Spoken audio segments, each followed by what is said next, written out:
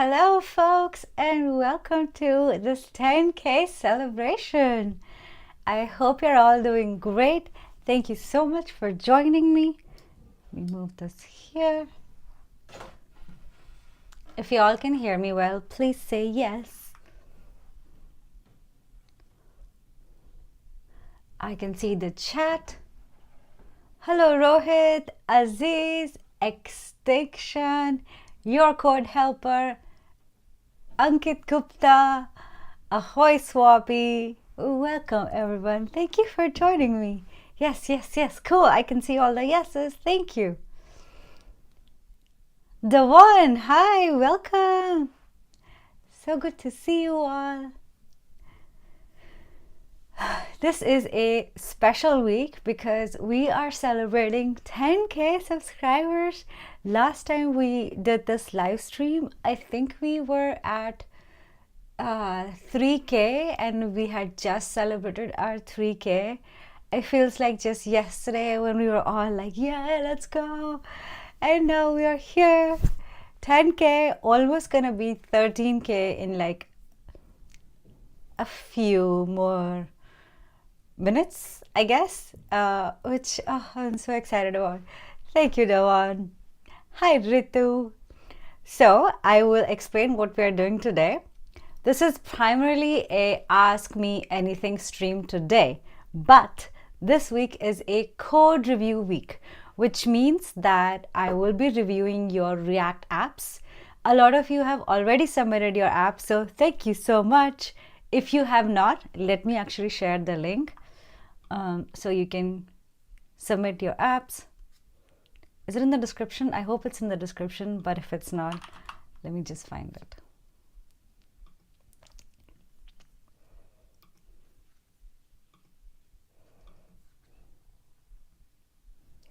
Okay, it's not in the description. That's okay. Let me find it.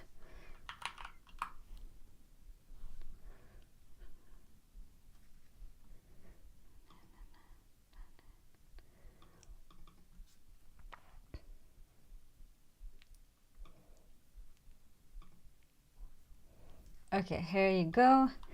Submit your React apps for code review here.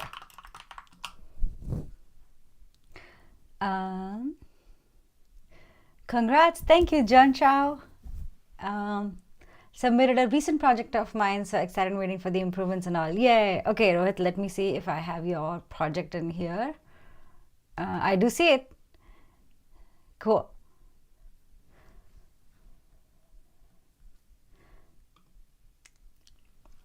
Okay, so let me re-explain what we're going to be doing. So this is primarily a Ask Me Anything. I have already started the Ask Me, the Q&A. So if you go to YouTube, you'll be able to submit your question in there. So feel free to go ahead and start adding questions for the Q&A session. I do see that Prakash Gupta and Ankush, hi Ankush, have already submitted questions. Awesome. Thank you. I see them in here. So go ahead and add your questions and I will be taking them in a few minutes. But this week, we're going to be doing code review every single day. We should submit the repo link or live link. I would actually suggest submit both because I am taking a look at your demo, like your live link, to first see what the app does. Then I check out your repo. So submit both. Devon, your YouTube has helped me learn React more, so thank you. Thanks, Devon. Yay! Also, did anybody get to see the promises video yet? If you did, just say yes in the chat. Hi, Arjun. Hi, Ujwal. Welcome.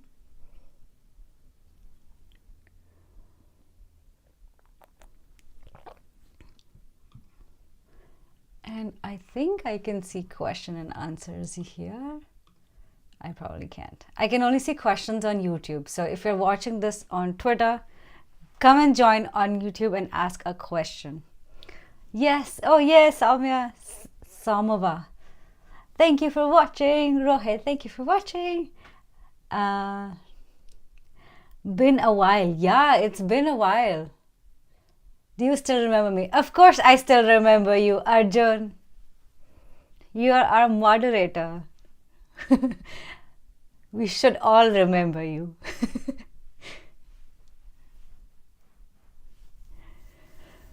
Okay, let's see. Oh, yes, I completely keep forgetting to complete my thought. So, I'm going to be taking a look at your code review at your apps today. I am going to do a manual review. So, I will be reviewing the app today. Tomorrow is Thursday. No, tomorrow's Wednesday. Wow. Wait. Oh, whatever. Tomorrow we're going to do more code review. Today is primarily Q&A, so whatever we can get done today, we can get done. But tomorrow is completely code review. So tomorrow we're going to do some code reviews, and on Thursday we're going to use an AI tool to do code reviews. And on Friday we're going to either use an AI tool or summarize the learnings that we've had so far. And then finally, all of this apps that I'm reviewing, I'm going to summarize it into a video as well, so that if you're not watching the live stream, you can still benefit from the learnings. Hi Tanishk, welcome. Hi Shruti, best intro on Promise. Thank you. I had so much fun filming it. Wednesday. It's Wednesday for you guys? Is it Wednesday for you?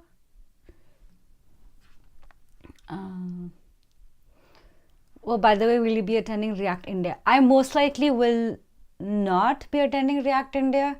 I still haven't confirmed with them yet, but I also have another talk in Toronto at the same time, so I may not be attending React India at this time. It's still not confirmed, so don't blame me if I show up there. But I don't know. I have a lot of conflicting talks at the same time. Thank you, Saurabh. I submitted my Team Shiksha project waiting for review. I think I saw your project, Ankit. Yes, I see it. Made this in 4 days for Team Shiksha. Also learned about deployment on Heroku and Vercel and connected both of them. Sweet. Awesome. Also, folks, there are a lot of submissions here, so if I don't get to yours, please don't take it personally. I am just trying to go through the list and pick some things that are different from each other. So if I don't get to work on your app, please don't feel discouraged.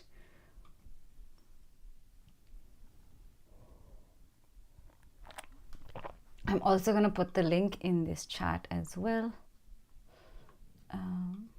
10K celebration, AMA, and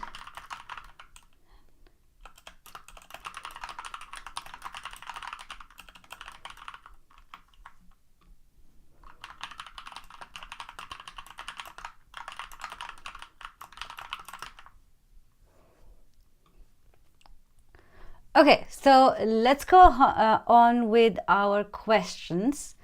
Let me open up the code. Where is this? Let me open up the questions on YouTube.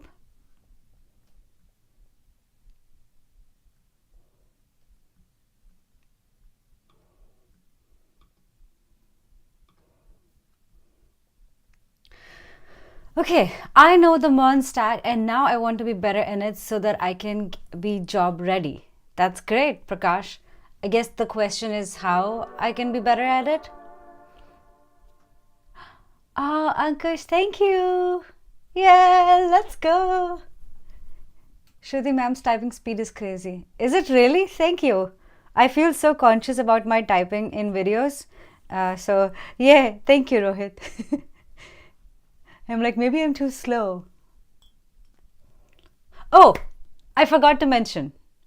Our goal today for this live stream is 5 super chats. What does that mean? Any level of super chat doesn't, I think the first level is like $1 or something. I don't know. We need 5 super chats, which means that once we get there, we're going to do a swag giveaway. And I see that Ankush has already been the first one to be a super chatter. So thank you, Ankush. For the swag giveaway, I actually want your suggestions. I have a few things in mind that I could give away. One of them is a hoodie, another one of them is a t-shirt, another one of them is a mug, and another one is a socks. Which of these would you actually like? Wait, that actually costs money. That actually did cost money. Oh.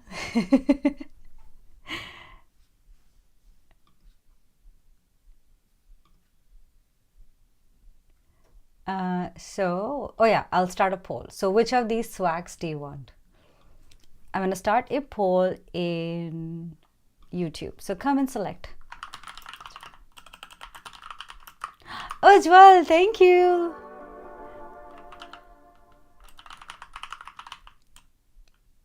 Swags are you interested in? Hoodie, t-shirt, mugs,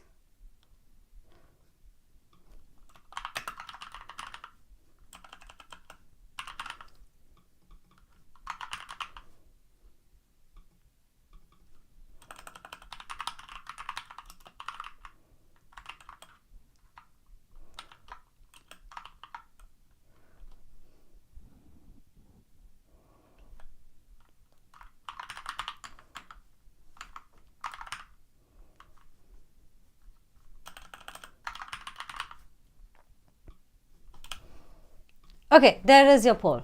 So, which of these swags are you interested in? I've got 4 options: t-shirt, socks, mugs, hoodie. US का visa give away कर दो, कोई मुझे US का visa give away कर दे, मैं खुद dependent visa पे हूँ अभी. Please complete my answer. You just started answering but suddenly stopped. Oh yeah, sorry. Okay, so the question is, I have become good at MERN-Stack, or I've already been comfortable with MERN-Stack. How do I become a pro? So the only way you can become a pro is by building stuff.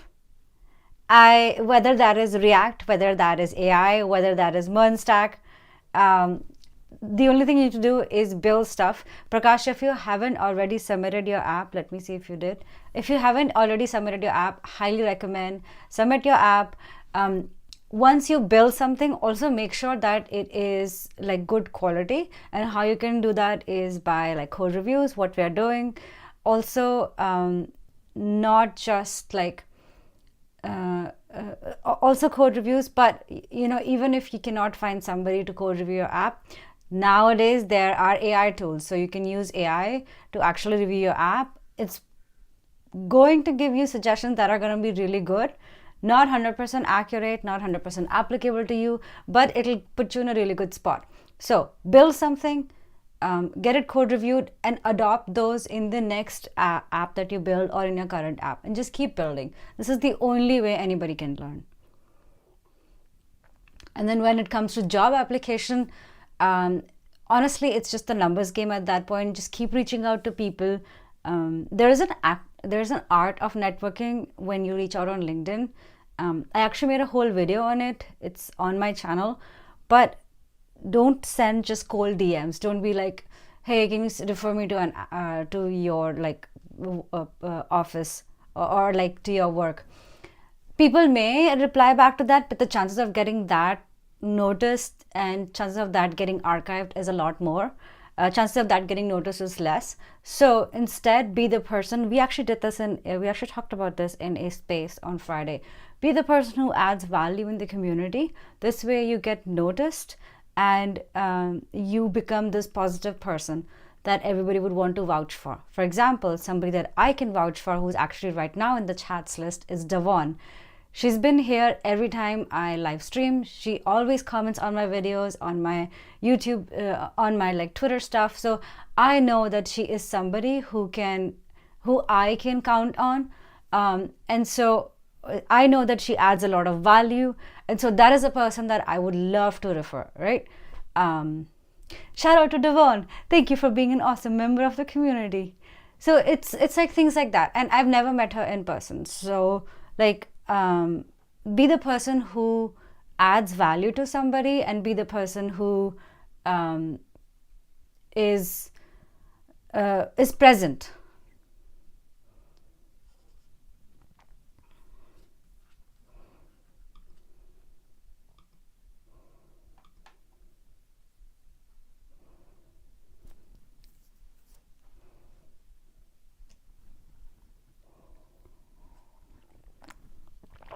Okay, let me see. Hoodie is actually winning, and the other thing is t-shirts.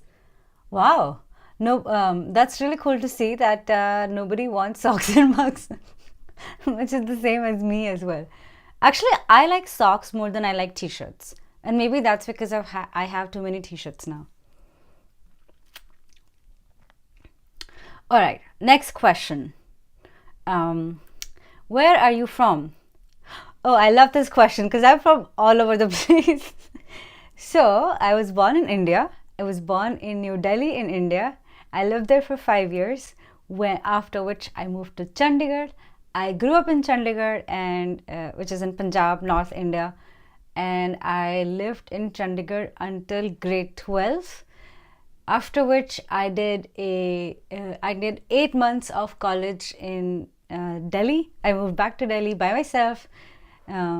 Actually, I live with my cousins, so not by myself, but my parents weren't there. I moved back to Delhi and I lived there for 8 months. I did IP University. Shout out in the chat if you know what IP University is and if you go to IP University.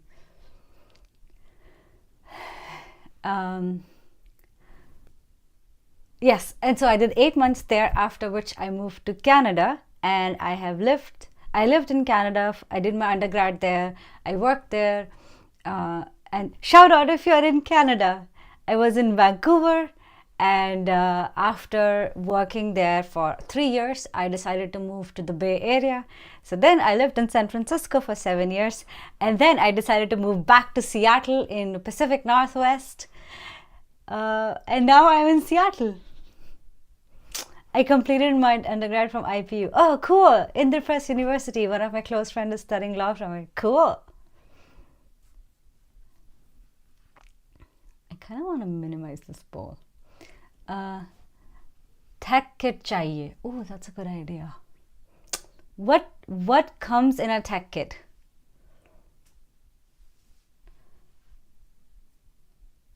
I am currently struggling with promises and stuck with it.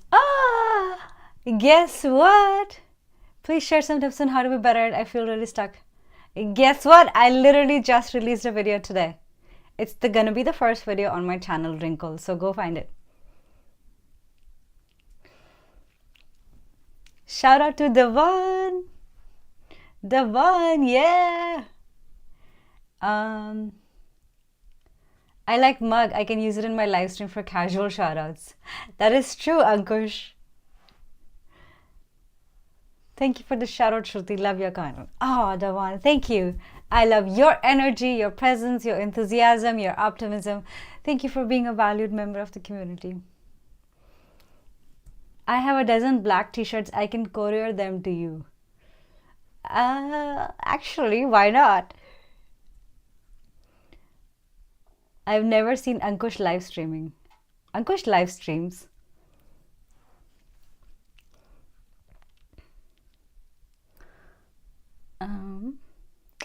Ma'am, can I share JavaScript internal blog in Team Shiksha in X and Discord server? JavaScript internals blog. What do you mean by JavaScript internals blog? I think you mean that you want to write a blog post that talks about how JavaScript works, or maybe how one of the things work in JavaScript. I think that's a good idea. Whether you can do it in Team Shiksha, I don't know, check with their guidelines, but that is a great idea. That's usually how I recommend people start learning and sharing information, and like start building in public and sharing what they know, by like sharing whatever they know about, or like whatever they're learning about a new topic right now, and then writing a blog post on it. JavaScript internals being a great one. Like Promises is how I got started, and Progressive Web Apps is what my first blog post was, I think. No, first talk was. My first blog must have been on Promises, or even like for loop, like such a simple thing, right? Like for loop is such a simple thing. Var, let, const, these are all like things that you feel are too simple, too trivial, but there are so many people looking for these topics every single day.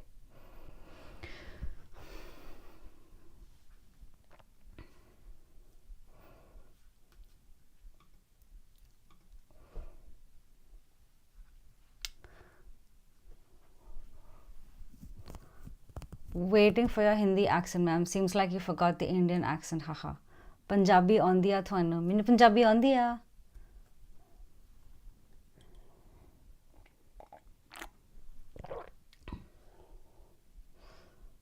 I've completed my undergrad from IPU.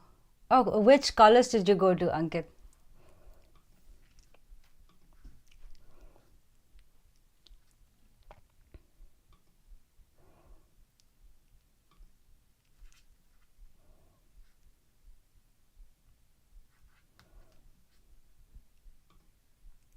All right, what other questions can I answer? Sector 17 or Sector 22? Sector 17, any day.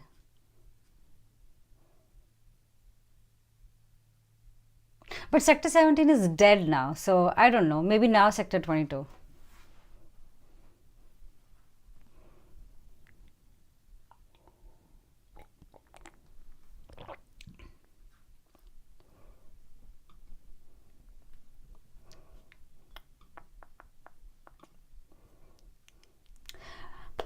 Hello ma'am, congratulations for the 10K. Thank you, Hariom. Hariom. Delhi mein meetup to banta hai. We'll play Two Lies, One Truth again. Yes, next time I come. Ankush hosted the last meetup in Delhi. It was so fun. Why are promises really hard to understand? Like I watched 15 videos last 4 days, but still struggling with it. BPIT college. BPIT.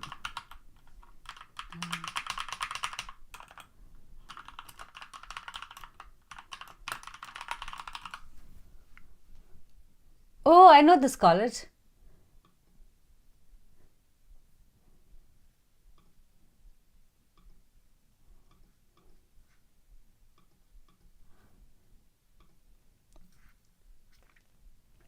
I'll host a meetup in Bangalore if you come and if I'll be here. Okay, done.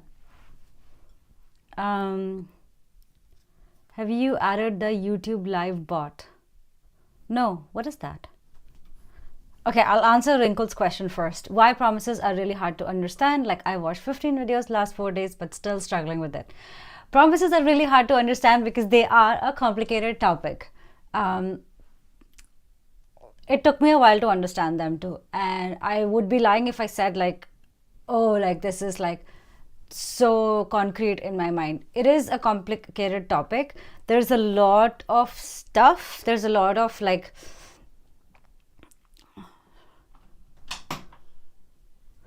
oh look, Pepper is here. Oh, there's a lot of stuff. There's a lot of like spec. There's a lot of things that need to get done, promises. Like, okay, so there's like the basic thing. So if you haven't watched the video, first go and watch the video. Like I've tried to explain the best I could in the video, but what I'll summarize promises in like 2 minutes. There's the basic states, the pending, fulfilled, and rejected state, right? Which means that when you start a promise, you are in the pending state. You could either go fulfilled, which is the promise resolved, everything went well, success, API called, everything went successfully, or you could be in the rejected case, which is something failed, there was an issue, you've got an error, something has thrown an error, there was an exception, whatever that might be. So you could be in either of those states. That is the basics of promise you need to understand. Pending state, fulfilled, or pending state, rejected. Now, the complicated part about promises is that one, they're async. So if you start a promise in the constructor and then you have a next then block and you have a then block and then block, they're all async. They don't execute in the same tick. So async handling is important. And then the second bit is the chaining part.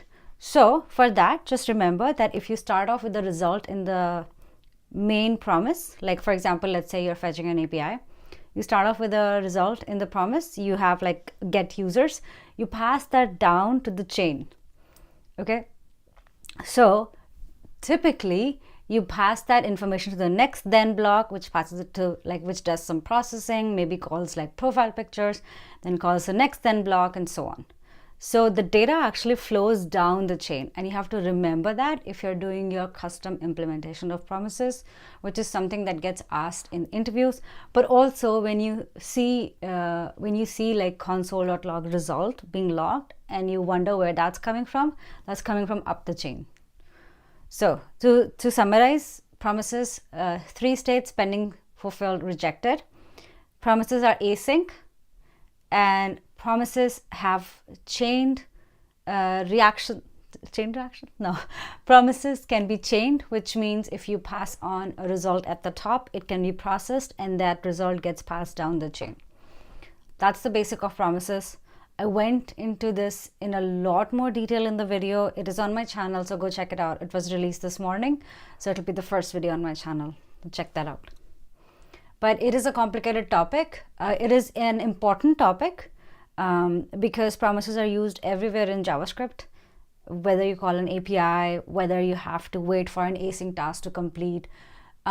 Another complicated part about promises is the microtask and the macrotask part is, and how promises have precedence. So call stack always has the highest precedence, then promises, and then something like a web API, for example, set timeouts. So it is a complicated topic. You're not alone in feeling like that. Watch promises video. Okay, let me pin this. There you go.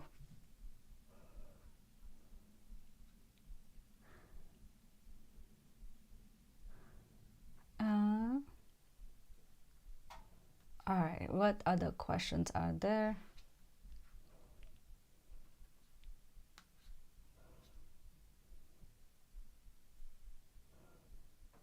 Sector 17 got upgrades like do skateboarding, so there's a skate part, live singing, rap battles, and all. You'll love it the same. Oh, I didn't know. Chandigarh meetup when?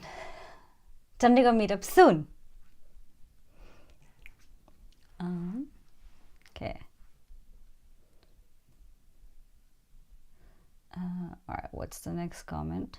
Do you still see React as prominent in the industry?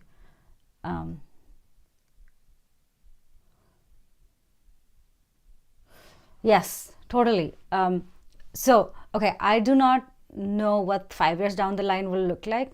Right now, and at least in the next 2 to 3 years, React is still the language, still the library that most UI companies, UI apps that you see today are using. Even with the advent of AI coding tools and vibe coding tools, React will still be there at least for the next 2 to 3 years. And I don't know about 5 years. I mean, I'm just being conservative here. But React is still going to be popular, so it pays off to know the fundamentals. Now, even if React goes away in 5 years, there's still going to be a lot of apps that are still going to be on React. Industry doesn't move as fast as the hype does. There's still going to be a lot of code that is going to be in React, even if React is not the prominent language in 5 years.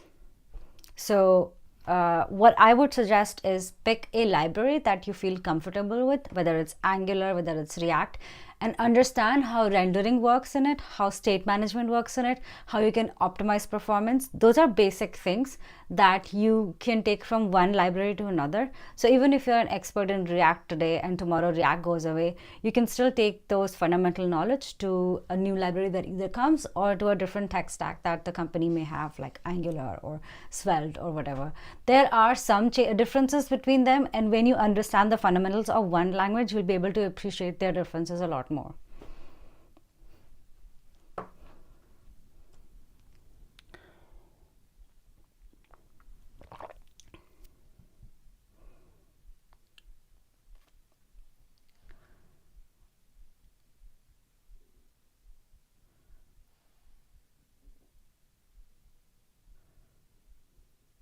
I was also there in the meetup. I remember you, Ujjwal. I'm a 2+ year old experience. 2+ years of experience as a front-end developer. So is there any opportunities for front-end in the market, as I'm actively applying but no response? So yes, the market has slowed down a bit, especially with these AI tools, but there is still a lot of opportunities for front-end developers. If you're not getting any response, I would suggest two things. Number one, get your resume reviewed. We actually hosted a workshop in Tech Hustlers, which I just realized we don't have a link to, so let me share the link.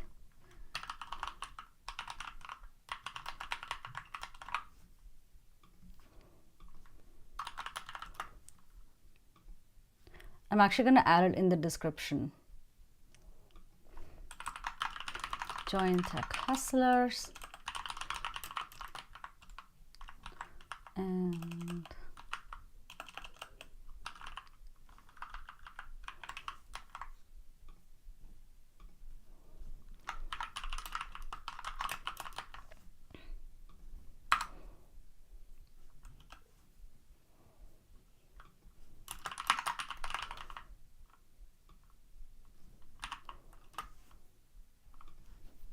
okay, so I've added Discord link and I've also added Topmate link. So number one, get your resume reviewed. If you're not getting response, it's not always the industry. Sometimes it could also be that your resume is not getting captured by the systems and by recruiters. So it also helps to get your resume reviewed.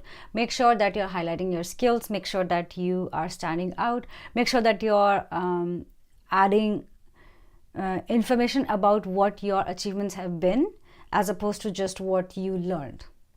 So that, then secondly, networking. So if you're applying and you're not getting responses, then maybe it's time that you reach out to people independently and you start sharing that you're looking for a job, add value. I actually talked about this a little bit earlier, but let me give you a quick overview of how I would expect a candidate to reach out to me if I was hiring. I get a lot of messages that just say hi, or they just send a connection request. They are most likely to get ignored. There are tons of messages. So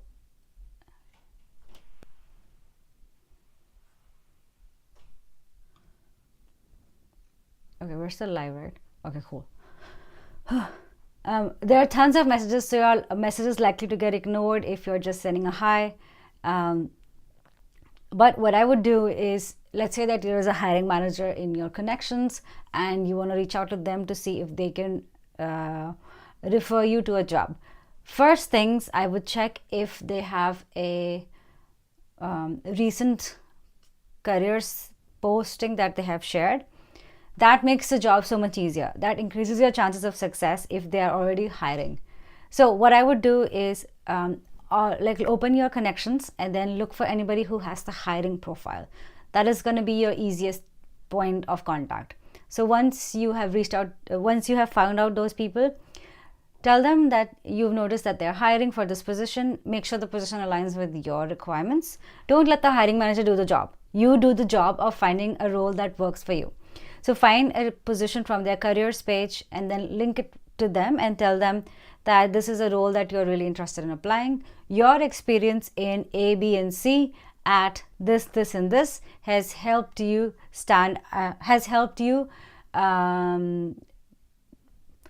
makes you capable of this job, whatever the language might be.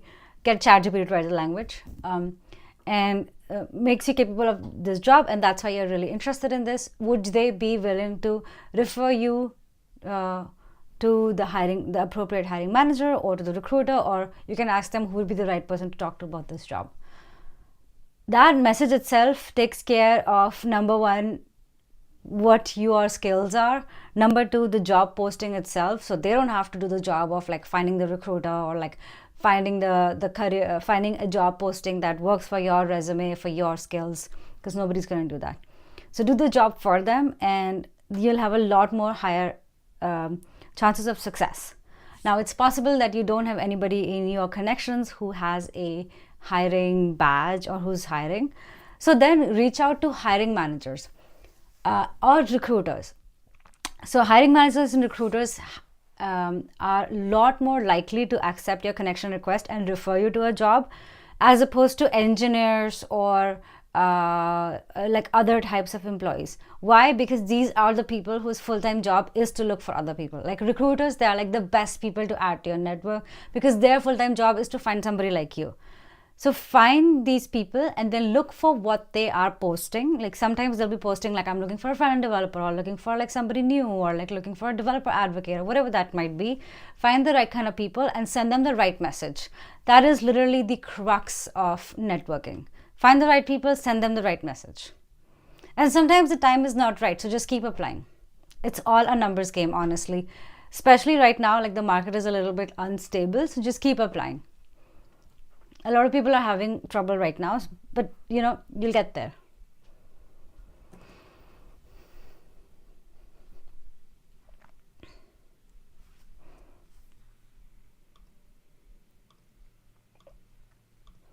Alrighty, time to sit down.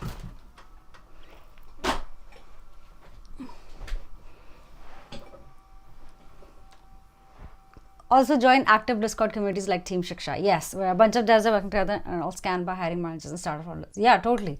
Like joining the right kind of communities is so helpful, even if you're not looking for a job.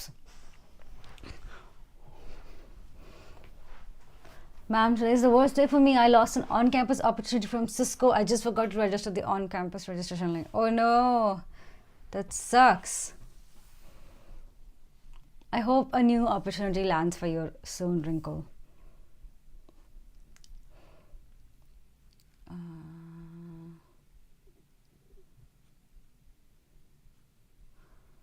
Okay, where was I? Please review my project, ma'am. I will review your project, Saurabh. Yes, I was there. It was fun meeting everyone. Your husband is a great player. Hariom. Oh, okay. I don't know if I remember, but like, DM me your picture, Hariom, and then circle it. We had that picture we took together. I want to remember you. Honor, welcome. How's it going? React course is coming or not? Not if you talk like that. Throw an exception, ma'am. This JavaScript, not Java. This JavaScript. Hi, Honor. Can you make videos related to front-end optimization and speed and front-end system design? Oh, cool. Actually, that is my next bit of videos I'm going to tackle in September. I'm doing a talk on performance optimization, and then I'm going to create videos on performance optimization after that.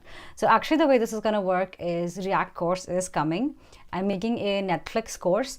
I'm hoping to launch it by September 15th. What day is it? August 26th. So it's going to be a crash course on YouTube, 100% free. You're going to build Netflix with me, and then we're going to take it from like one simple feature, which is like the slideshows, to a performance, an optimized app with authentication, monitoring, like a production ready app. I think that's going to be like 2 to 3 hours long. I don't know. It is what it is. And in that app, we're actually going to optimize the performance of the content as we go through.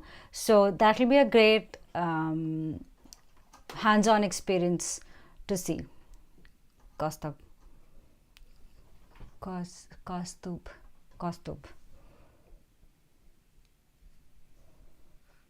Hey Karan.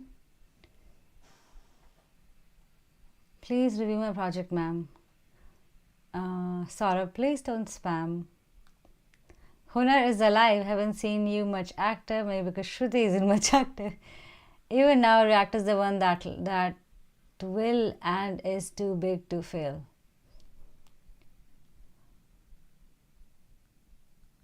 Hi Shruti, genuine question. With all the AI stuff going on in the market, what are your thoughts regarding how development as a whole is going to be, and what things should devs be focusing on going forward?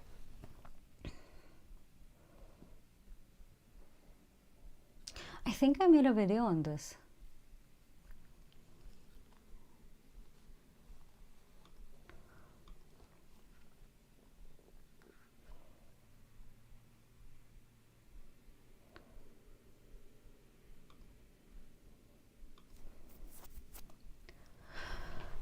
Okay, a Netflix course, a course on Netflix.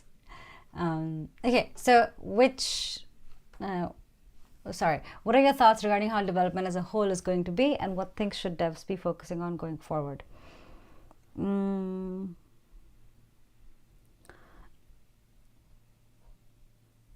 So what development as a whole is going to be a culmination of a lot of AI tools, starting from your code editor tool to the way you write tests, to the way you review apps, to the way you consume AI LLMs. I think AI is going to be an essential part of our development, and we cannot ignore it.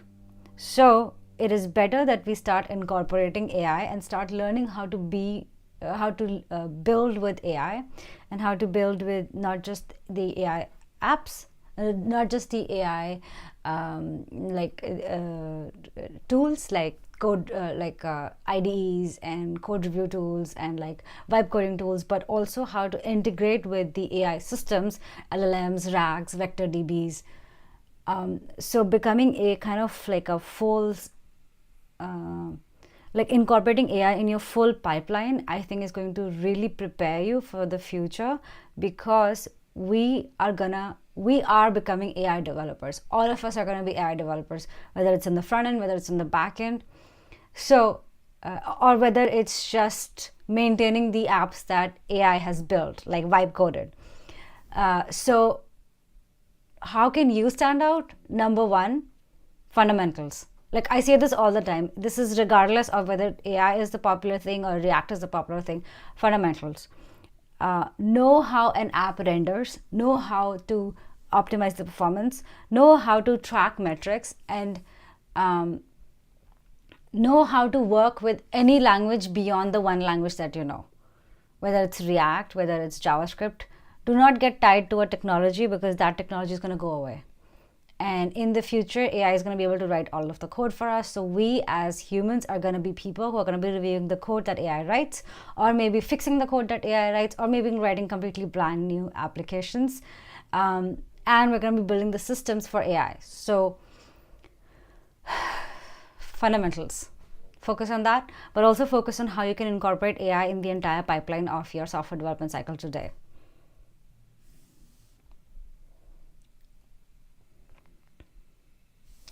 Can you make videos really specific? Oh, I already answered this. Benefits of taking your channel squad membership. Oh, that's a great question. I have been thinking of creating so right now all of my content is available for free to anybody. You don't have to be a paid subscriber. I appreciate your support, but all of the content is available for free to anybody. I have been thinking of creating behind the scenes content and maybe some like blooper content, especially when I do intro videos, and some blogs, which are actually a summarization of the videos itself, with some extra code. That's what I've been thinking of doing for the channel's membership, like for the squad members. As of now, everything is completely open and completely free.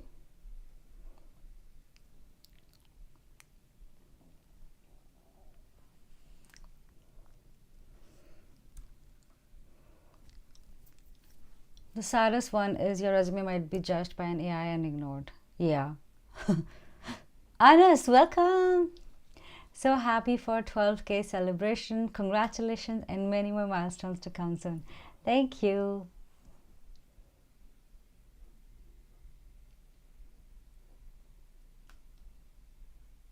Okay, I also want to remind you all, we're still doing the 5 super chats goal. Once we get there, we're gonna do a swag giveaway of the 5 people who are gonna be the super chatters. And that's what the poll is. Which of these swags do you like?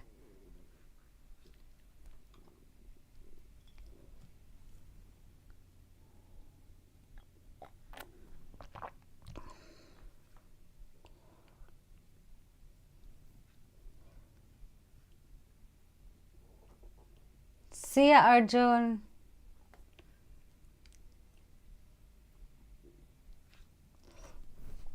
A Netflix course. Oh, I thought you were going to be on Netflix. Would be epic. One day. I've also been trying for entry levels, reach final rounds at some, constantly getting ghosted by recruiters. Market is really bad for freshers. It's worth. Yeah, market, honestly, even market is always bad. I mean, like there are some times when market has been good, but market is like that. It goes up and down. 2020 was a great year for all of us in terms of job search. But ever since then, it's been bad. And even before that, it was kind of not good. So, MacBook giveaway.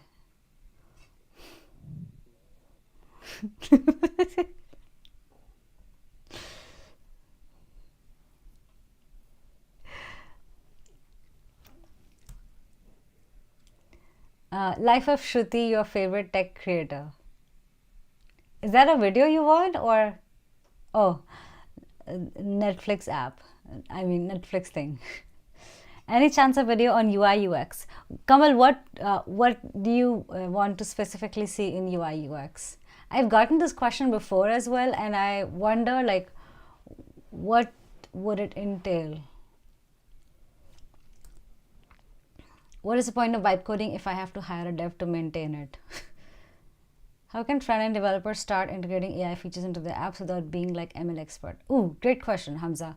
Actually, I have made a video on integrating AI in your apps. Let me share that video with you.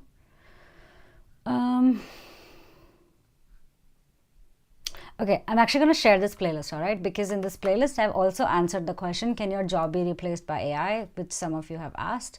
So let me share this with you.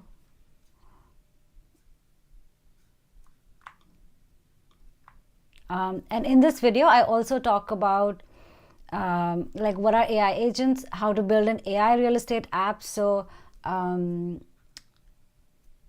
Hamza Sohail, I recommend watching the video on building an AI real estate app. It's in this playlist that I'm about to share. AI apps.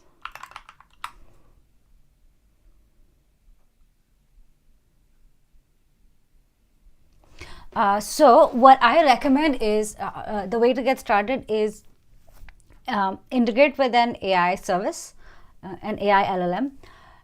LangChain is a popular choice, also an easy one. Vercel's SDK, also a great starting point. So use those and build something, okay? So build a bot maybe that takes natural language, English language, and processes it to do something. So for example, you can give it like a big summarization thing. Something that I built was a real estate app. Actually, we built it on this live stream.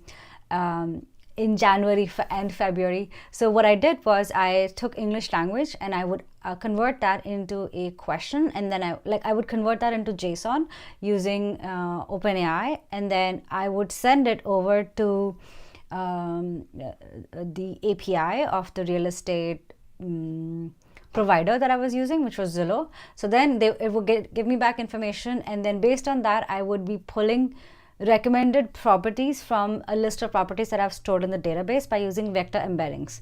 So there's a lot of things there. One is natural language processing into JSON, which I was using OpenAI for. Then I was also using OpenAI to create embeddings. And then I was also using OpenAI to do a similarity search, which is how you check how similar one app is to or like how similar one property is to another. So what I would recommend to get started is to use either LangChain or Vercel SDK to get started with integrating with an AI LLM, like in any LLM of your choice. Integrate with it, build something with it, like process natural language, build something with it, summarize something, I don't know, parse something.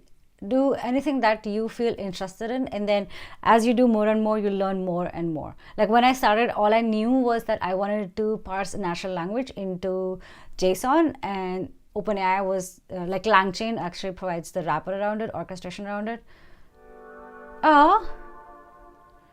Share this in chat for Shruti to do a Netflix series.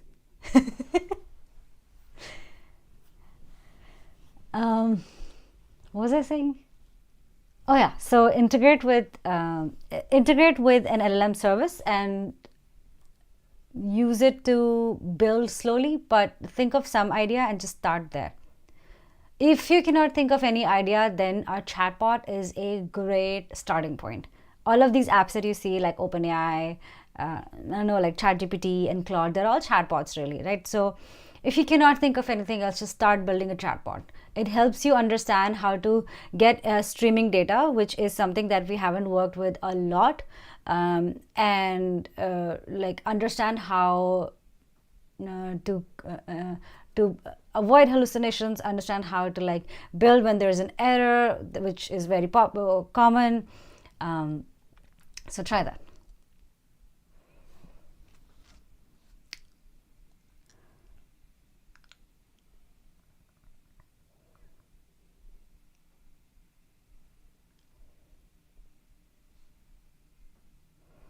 Or fixing the bugs and security issues that AI creates. Yeah. Yeah, it's true. I saw a post from Francesco, and he was sharing that somebody was looking for a person who would fix the vibe coded code that AI was generating. So yeah, um, and I think it was like paying really well as well.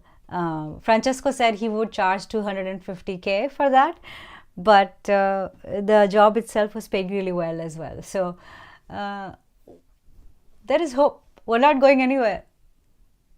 Means best time to master programming. Yes. And I would say, like, don't just become a person who implements feature. You, at this point, you got to become the architect of the app. You've got to think from the point where the user types in input to the point where you deploy the app, where you stream in, or like in the back end, where you stream in data from LLM, how that data flows through, how you're going to measure that data, how many tokens you're going to use. You're going to have observability in the app. You're going to monitor your errors. So we're not just building like boxes on the screen anymore. Thank God, because that was the boring part. Now we're gonna become real engineers. Not that we weren't real before.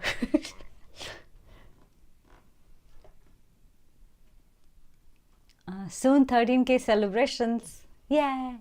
Just realized that this is not a 10K celebration, this is a 12K celebration. I know, right? I wanted to do it last week, but uh, yeah, just didn't get a chance to. Hearty congratulations, Shruti. Thank you, Vaibhav. That's truly amazing. You've been awesome so far and pretty. You will continue to do well. Thank you, Vaibhav. Minecraft Snapshot came out. Gotta check a video on it and I'll be back. Netflix series. Any books you recommend for JavaScript and React? Oh, yes. Great question. Okay. My favorite book on JavaScript. Oh, this could be a swag giveaway. Actually, I used to do this giveaway a lot because this is my favorite book. Eloquent JavaScript. Let me put this down in the chat. Favorite JavaScript book. And favorite React book, your girl is writing one. I'm writing Eloquent React, part 2 of the Eloquent JavaScript book. So, but there is a Udemy course that I love on React that I actually started with. Oh, I also have an O'Reilly course.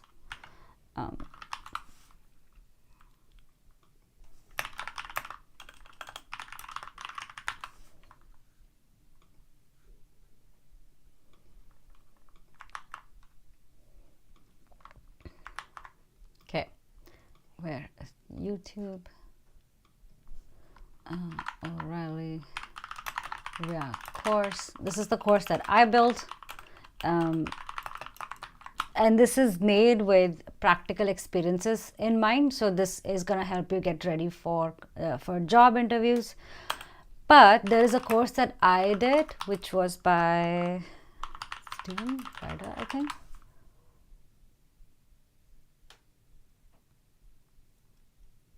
Yes, this is the course that I did when I was learning React. And this is also React and Redux course on Udemy.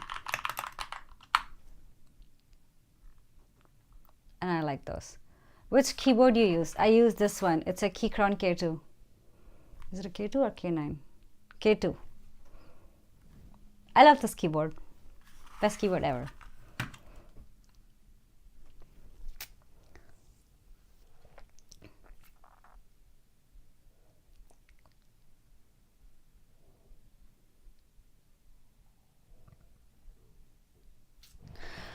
Okay, what time is it? 10:38. Shall we start? Shall we start reviewing some apps? Are there any questions? Top chat.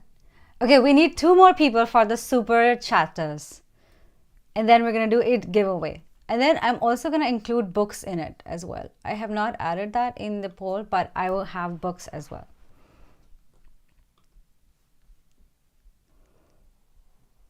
You get quite excited, pumped up, isn't it? Really great to see. It's been quite some time since I felt genuinely like that. You know why? I will tell you. If you don't feel excited about the work that you're doing or the company you're at or the people you work with, it's time to change them.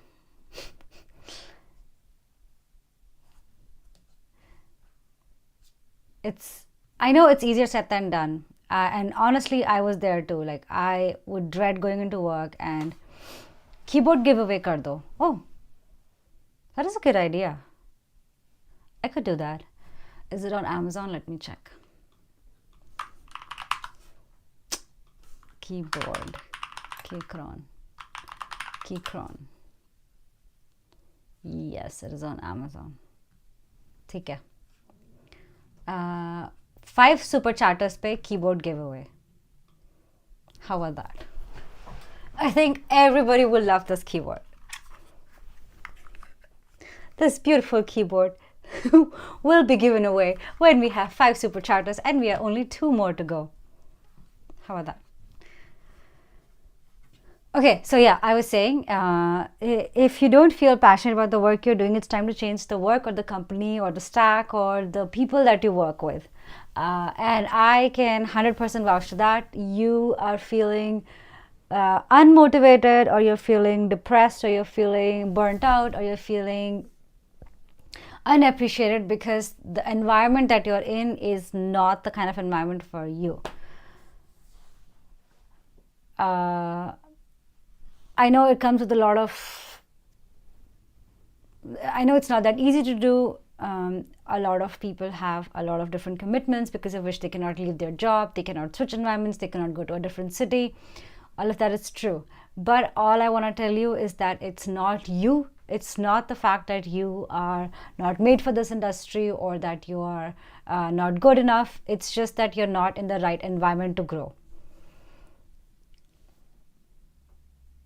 And it is a part of your journey and your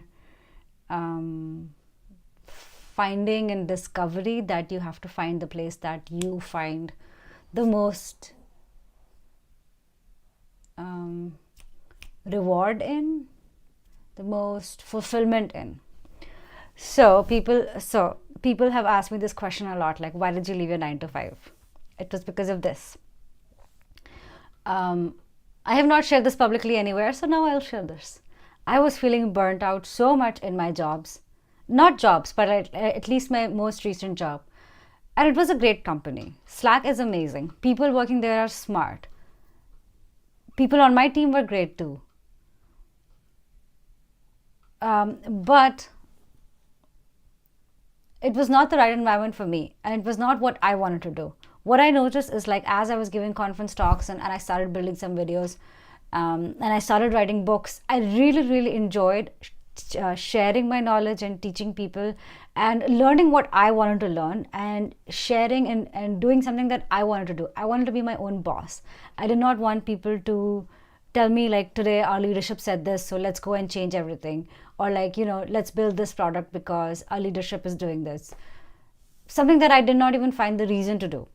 Like, I'm not the kind of person who's going to be like, no, fuck you, like no, like I'm not the rebellious kind of person. I'm like, okay, if you want to get done, I'll get done. I'm the people pleasing kind of person. But then as I started doing more and more, I realized like that is not what I really want to do. What I really want to do is like do this, make videos, give conference talks, write books. Oh, Ujjwal, thank you. Wait, is this your second donation, Ujjwal? Hold on, how do I say this? Oh, thank you, Ujjwal. So it's not that easy to do. I'm not gonna lie. There's a lot of like I've been thinking about this for like 4 or 5 minutes. Um, not for 5 minutes, for 5 years.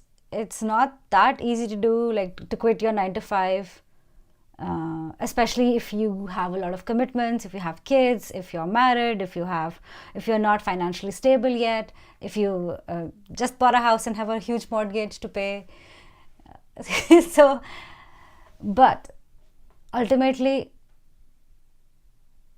you gotta take chances. You gotta take risks.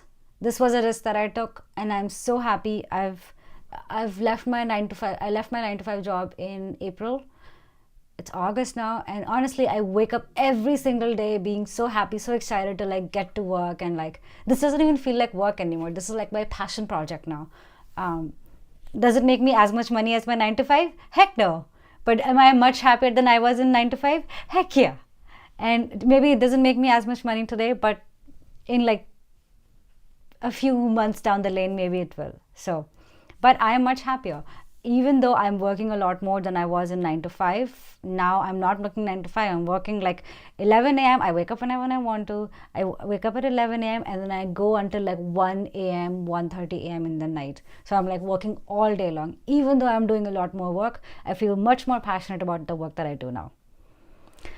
So all of that is to say that if you feel like you're not blooming where you are, it's not the right garden for you. Go find another garden.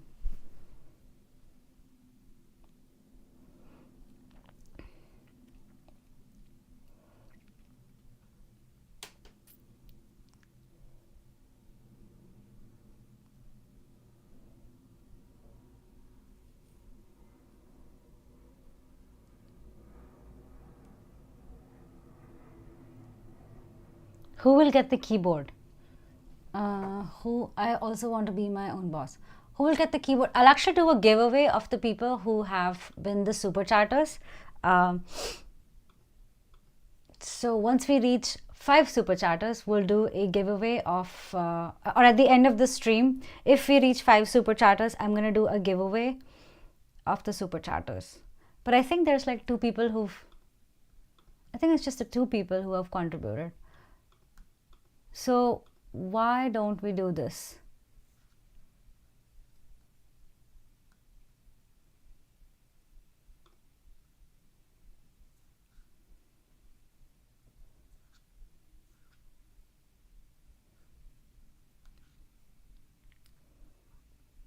I can't even see who are the super chatters.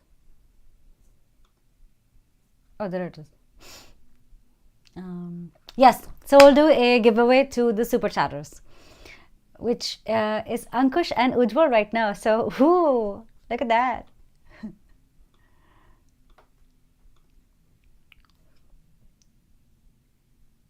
Did you answer the question about Chandigarh meetup? Chandigarh meetup would be around Diwali. Make course as long as possible. Huh? Chandigarh meetup would be around like Diwali. Make course as long as possible. So I'll do a Chandigarh meetup when I come to Chandigarh, and if somebody is willing to host.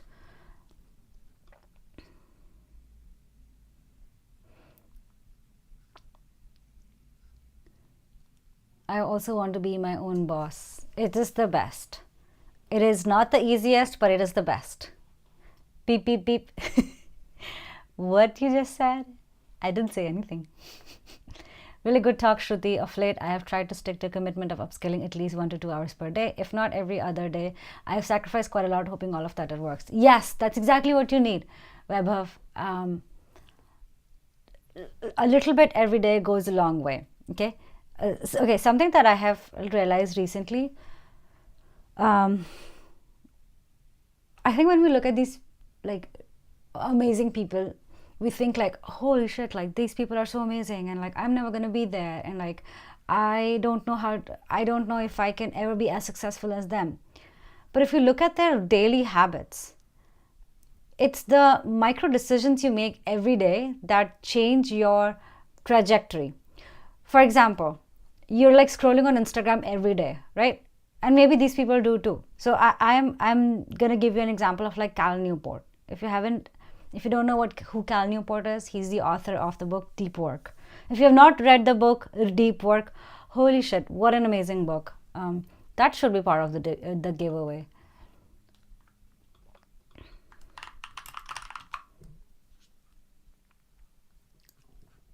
Especially if you feel that you have trouble concentrating, what an amazing book. Welcome back, Hunar. All right, Deep Work. Oh my god, this is too long of a link. Actually, maybe you look this up on Amazon yourself. Deep Work by Cal Newport. So, and then there's another book called Habits. So, like really great books, but in gist, what they talk about is it's about the micro habits that you do every day, right? So, like for example, you're like scrolling away on Instagram every day, and you spend like, I don't know, like go look at your usage data. It would be easy 2 to 6 hours, easy. Instead of that 2 to 6 hours, if you stop scrolling, put your phone away, and you spend that like 30 minutes just learning something new, reading a new article, writing a new line of code. You like these micro habits every single day, 30 minutes every single day compound to, I don't know how many minutes in a year, but it compounds to you learning a new skill, learning a new language, learning a new like maybe habit of like playing guitar, or like learning how to draw, learning how to paint, even 30 minutes every single day. So Deep Work is a great book. Yeah, like I struggle with focus so much, and I struggled with focus so much, and what I realized is that I have ADHD, which I realized much later in life. But the problem with my focus is that when you look around people in office and stuff, they are like sticking their butt in seat, and they're like in the seat for, I don't know, like 3 to 4 hours, and they're getting shit done. I don't know if they're working the whole time, but they're in the seats the whole time. For me, I can only sit in the seat for like 25 minutes. And then I have to get up and like take a short break and then walk. And this is how I get work done. I can only get work done in 25 minutes period. 25 minutes burst at a time. So I follow the Pomodoro technique. But what I learned from the book Deep Work is that you gotta the best hours of working do not happen all around the day. All around the day you could be doing like admin tasks, things like sending emails and stuff, but you gotta protect your deep work time, and this is the time where you code. Oh, Aziz, thank you. Now we have 5 super chatters. Woohoo! We're gonna do a giveaway, yay! Cool. Okay, we'll do the giveaway at the end of the stream, but what I was saying is, oh yeah, 2 to 3 hours of deep code work. So even if you don't have the whole day to study, protect an hour of your time every day. And I would say do 30 minutes of learning and 30 minutes of coding. This is how I am doing as well. By the way, this is not a practice that I have mastered, but this is a practice this is a habit I'm trying to practice. 30 minutes of learning, 30 minutes of coding every single day. Do that the first thing in your day every day, and then it's out of the way. So now at the end of the day, you have learned something, whether it's a small article, whether it's something new. You would have noticed that if you're part of my newsletter, I send out top 5 things that I've learned in the last 2 weeks. And it is a practice that I am inculcating to ensure that I'm learning a little bit every day.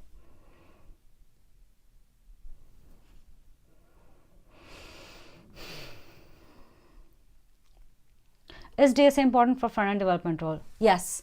Some companies still ask DSA. So what I would do is actually ask the recruiter what the interview process is going to be like. This is a common question that I ask, which is, oh, this is so cool. On YouTube, there's confetti. Newsletter joining link. Let me share this with you. bit.ly/newsletter.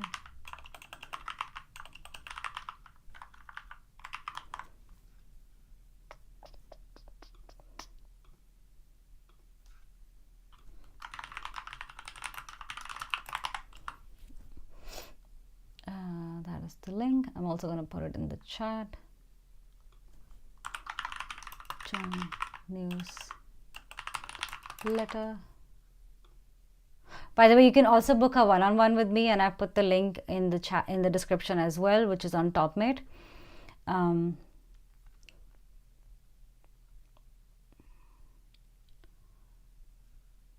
you tried memorizing a deck of cards? I have not.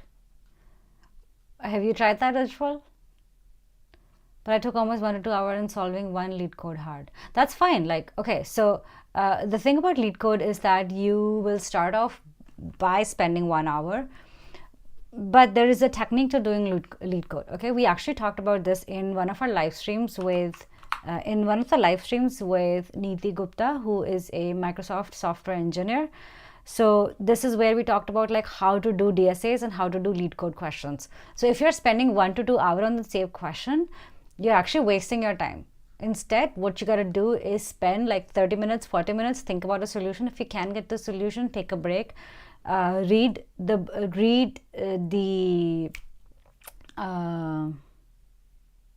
solution, think about, like, understand the solution, and then come back to it and do it again, and then spend another like 30 minutes, 40 minutes. Do not spend like 2 hours on one question. What is the, yeah, practicing lead code questions. This is a video, this is a live stream that we recently did, so check that out.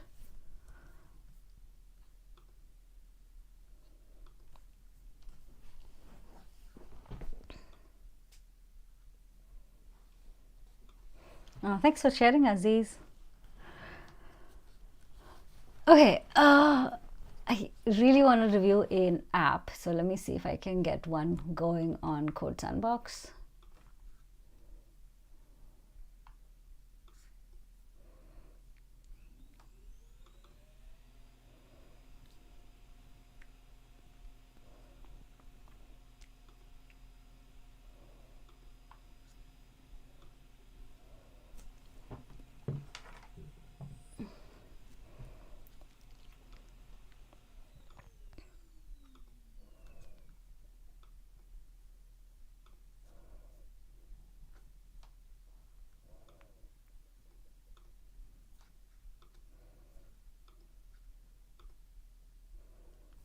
All right, it's running.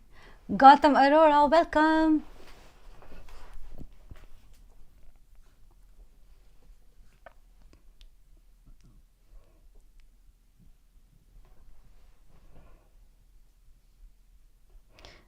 This was a chapter from the book Deep Work. Oh, I don't remember actually.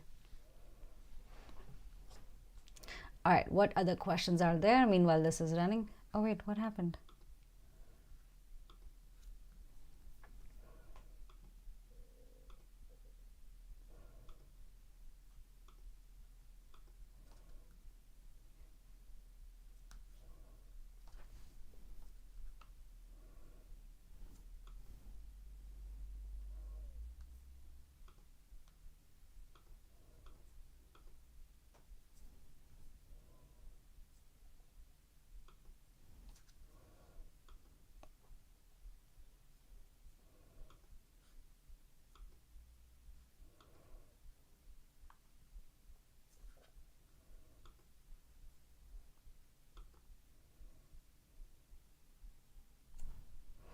I don't know, Code Sandbox is having some issue and I cannot test this app. I am actually looking at Stasher app. This is by, let me see. Stasher is by Lokendra Kushwaha. Want to check if my app can handle large amounts of user or not. Lokendra, if you're in the chat, can you send a hello? Stasher in.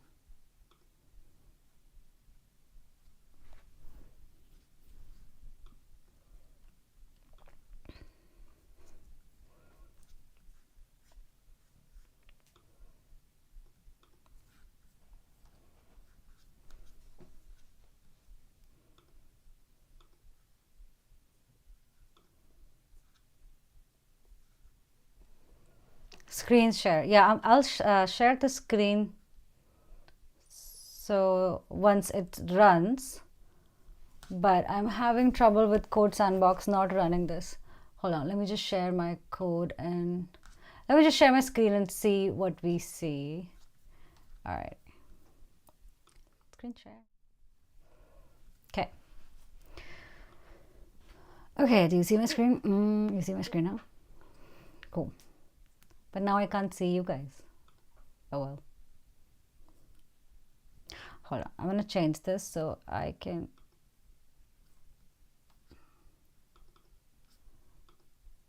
Window capture. Done. Okay. Move this in here.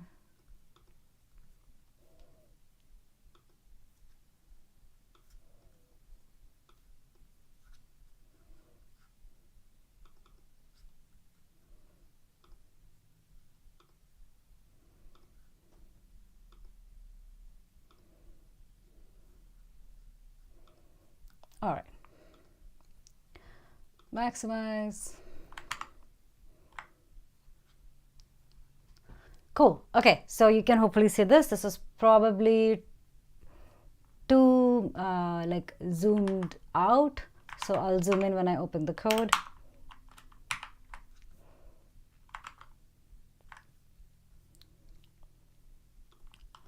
And then this is the link.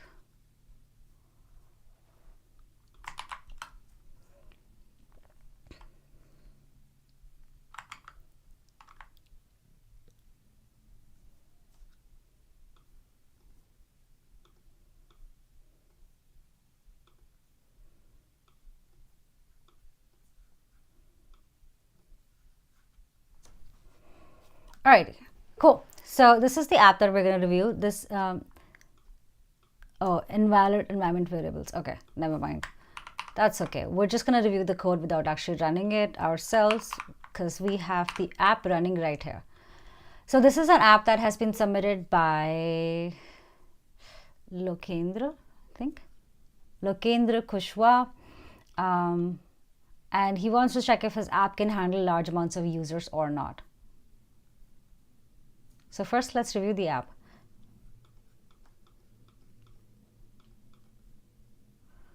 Okay, these are not clickable.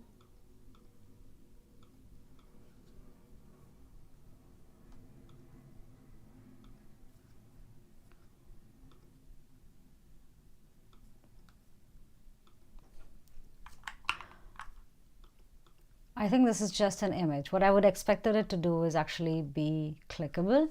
So welcome to Stasher. Continue with Google. Let's try this. Try with my email. Continue. Okay, let's see. Import from where? From other services or export your current bookmarks. What kind of bookmarks are these?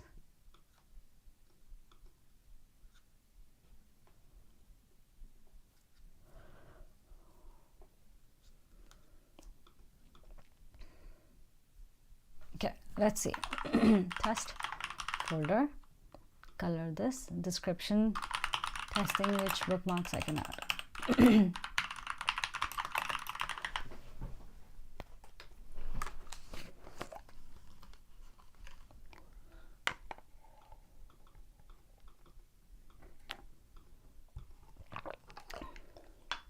All right, add your first bookmark. Okay, there is a URL, cool. So let's just go pick up YouTube. youtube.com, Shrutis YouTube, test description. I'm also going to open the console at this point. And then let's see if I have Performer. Oh, I don't have DevTools in here. Oh no. Add your first bookmark. Okay.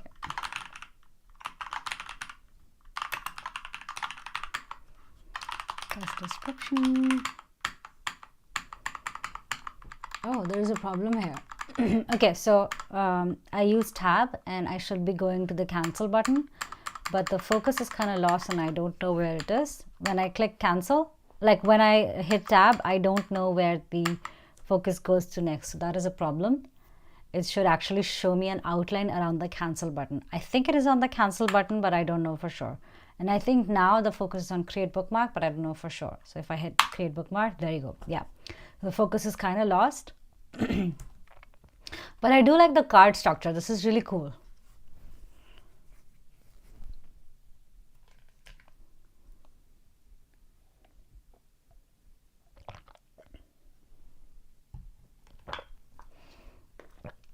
So let's review this card. Okay, it has a hover effect, but the whole thing is not clickable. Only this is clickable. I would expect the whole thing to be clickable. And this image is kind of pixelated, not the best resolution, so I would fix that. Okay, the link does work. So overall, I think this card looks pretty. I like it. I like the hover effect on it as well, but I would expect the whole card to be clickable. And let's see how accessible this is.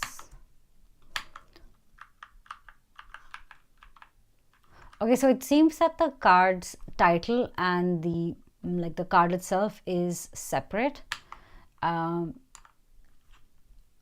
I do see some issues around here as well, like this border is rounded. I would actually not round this border. I would round only the bottom border. And then I think it's just UX experience, like just the UI experience. But I would actually move the title at the bottom so that this actually takes up the whole space. Kind of, I guess, kind of like this. The whole thing is clickable, so I would kind of make it like that.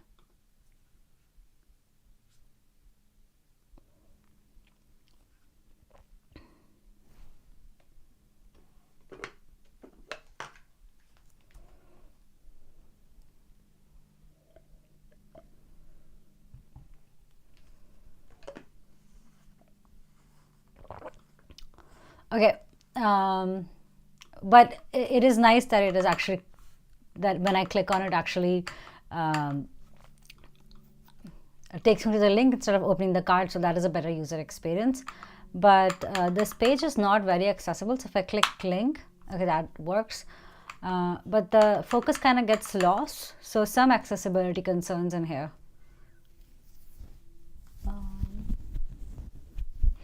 Okay, let's see the problems. What are these issues?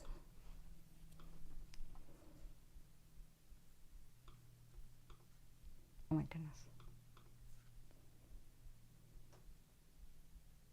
Oh, maybe there's a preload happening somewhere.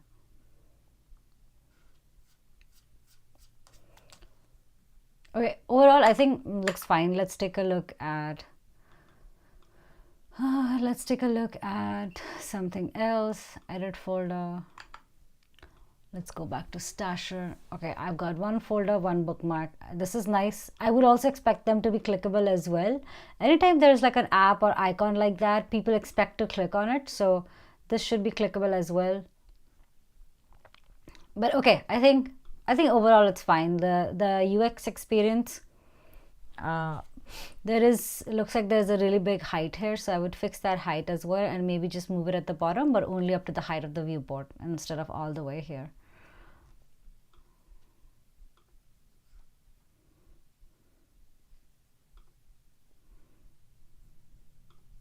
Yeah, minimum height screen.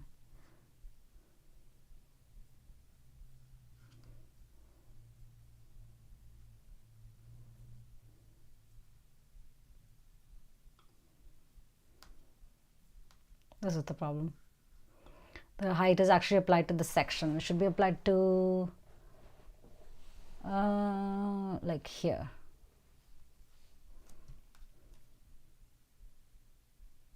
To the main.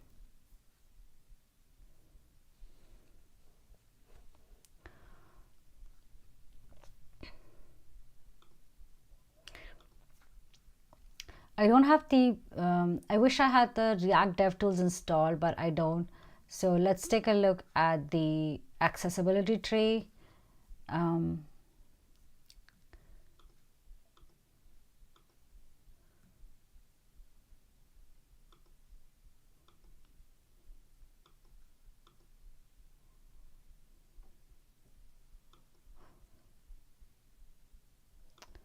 So this has a role of banner. Why is this a role of banner?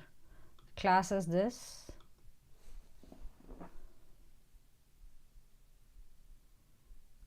Is that correct? Let's see. Role banner RL label. RL. Global site header, which usually includes a logo, company name, search. Oh, that's correct. Okay, cool. By default, HTML's header element has an identical meaning to the banner landmark unless it's a descendant of this. Okay, good. So banner landmark is good. It means there's logo here, which is what we expect. A link, focusable button.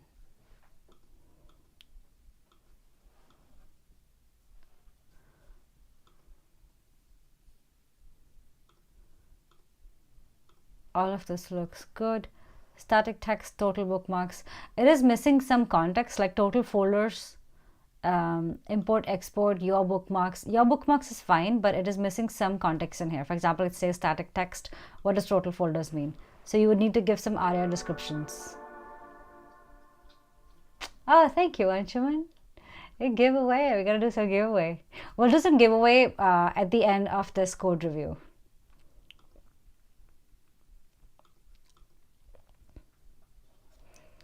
And then if we go to this accessibility,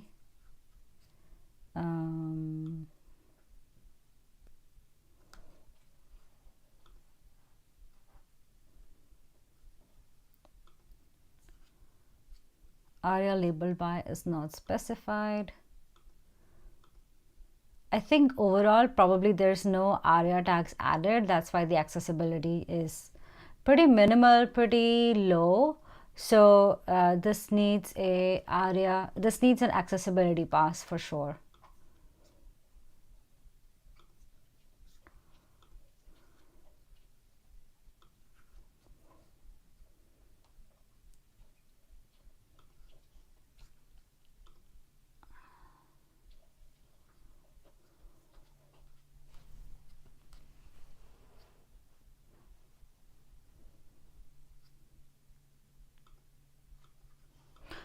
Okay, let's take a look at the code though.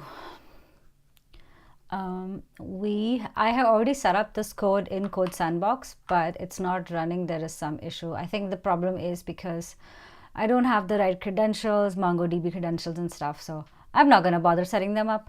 I think I should ask for that in the code review template. But all right, let's start from the top.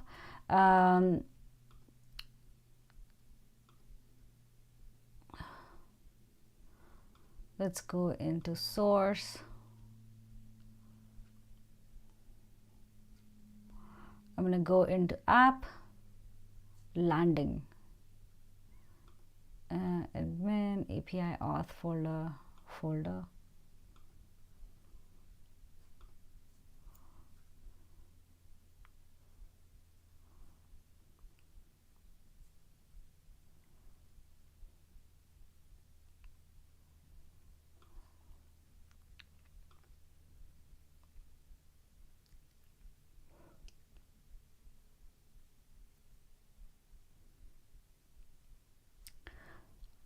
Okay, so one comment about the structure of this app, it's not very clear what these are supposed to do. I would have expected components to be within the app.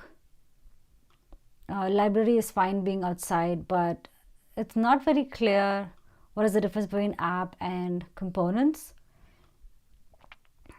I'm guessing app is where they're storing their business logic and components is just UI components.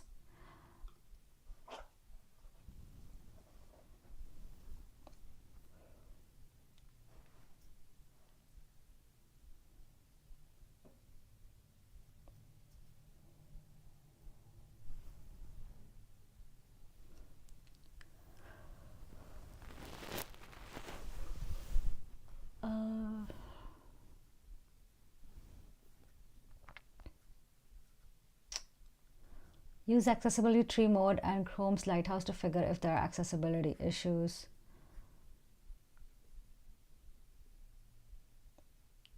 There are accessibility issues. Lighthouse is built in. Hello, just got here. What are you presenting? Hello, Third Impact. We are actually reviewing an app, a code review app that a user had submitted. Hey, what is meant by accessibility? Accessibility is how an app can be accessible to people and usable by people who are maybe visually challenged, maybe are not using mouse and keyboard, maybe are not using trackpad or mouse, you're just using keyboard, or perhaps they have neurodivergence. So accessibility basically means that your app is accessible to not just people who are using mouse and are fully able-bodied, but also for people who are experiencing either physical or mental disabilities. And then there's a lot of things that we can check for. I actually wrote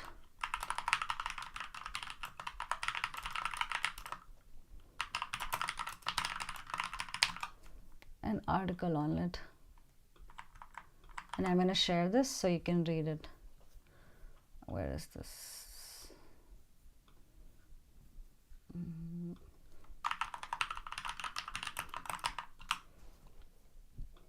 All right.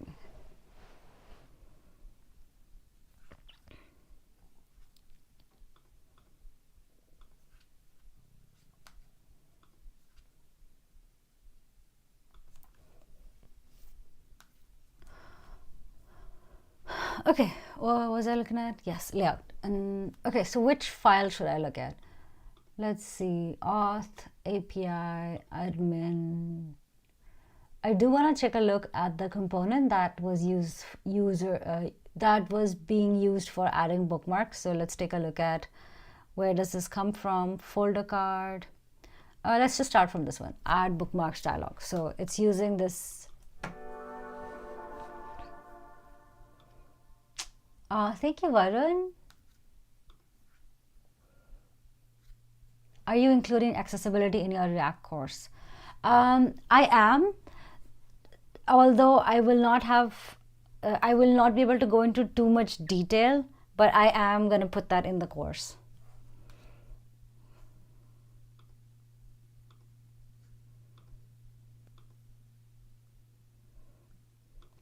We are going to do a giveaway as well. I think we have like now, what, 5 people in the super chatters list, which means all of you 5 people will be entered to win a giveaway.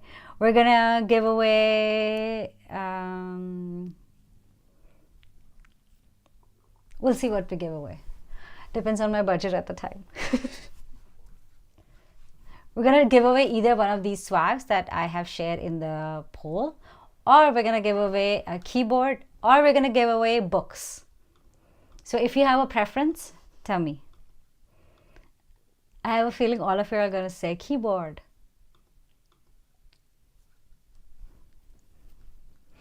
Okay, let's test this. All right, this is the TypeScript file. Great, I love that. Open Boolean. Okay, first thing I would change this to is open. There might be a better way of doing this. I'll figure it out tomorrow. So instead of open, I would change this to is open. Anytime you have a Boolean, you want to use something like an is, and that just that signifies to the person who's reading it that this is a Boolean. It's a common convention. So I would change this to is open, and same with this. On open change open Boolean. Oh yeah, this is fine. On open change is a good one. It's very clear that it's a handler. Folder ID string, on success void. Okay. Cool.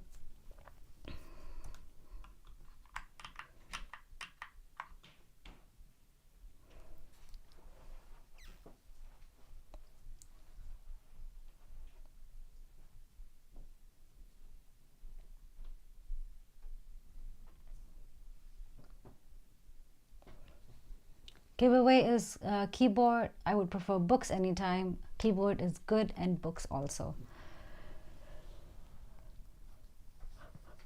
Giveaway Logitech key MX Keys S.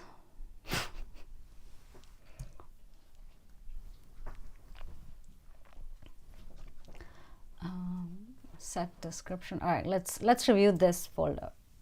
So we've got create bookmark mutation, use create bookmark, uses React query mutation. Where is this coming from? Create bookmark. Okay, he's implemented a custom hook, which is great. That's a really good sign. They're all in the same folder, use delete folder, which is fine. I prefer keeping them in separate folder, but it's not a big deal. Okay, let's see what this does. Return, use mutation function, async data parameters, type of bookmark API dot create. Response await bookmark API dot create data. If response error, throw errors, otherwise return response.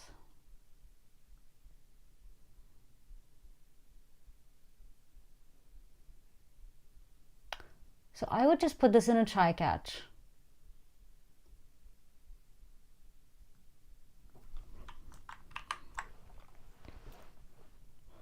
Instead of checking for if response dot error.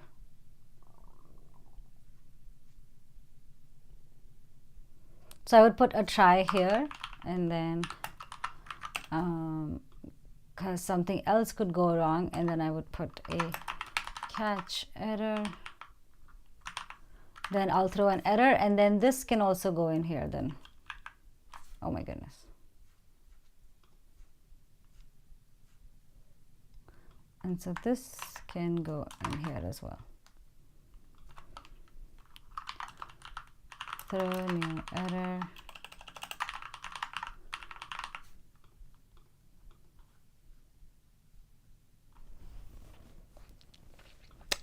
Okay, on success,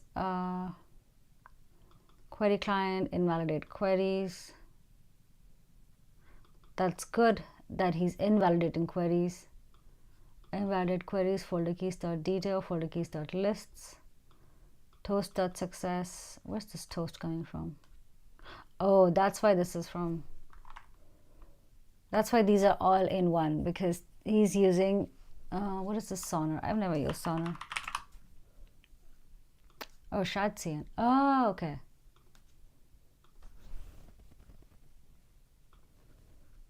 Oh my goodness.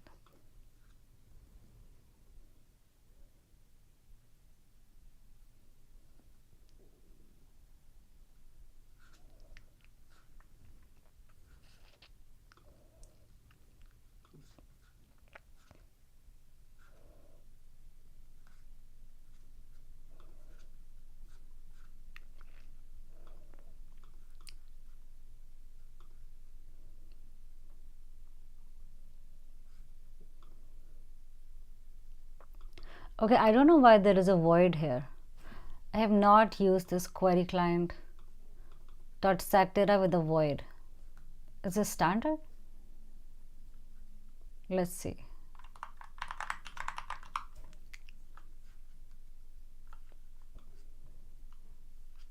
Invalidate queries, const to do. I don't think you need to add void. Maybe this person is adding void because they're coming from a Java background. So what happens if you just get rid of this? I would also do a check here, data check here, same time here, get rid of this void, toast.success. Let's see what toast does. Toast event has been created.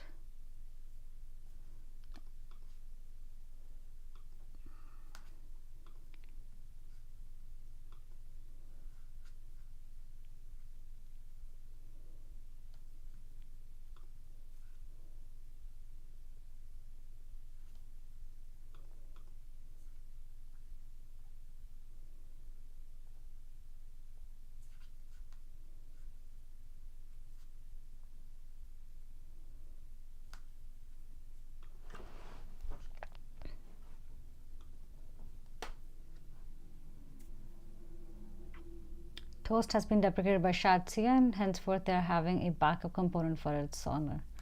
I see.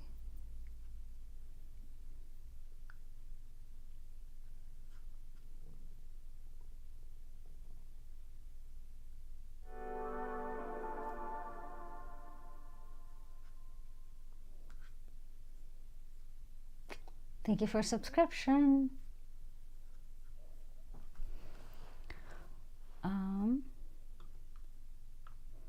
Somebody asked how many until 13K, right? We are at 12,970. 30 more people. Go ahead and hit that subscribe so we get to 13K in this stream.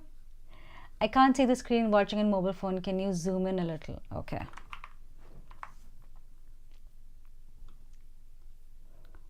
Let me do this, okay?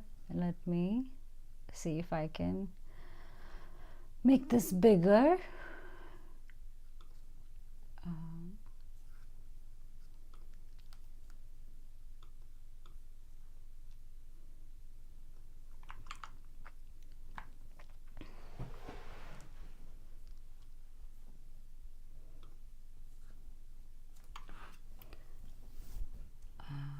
Watching from phone.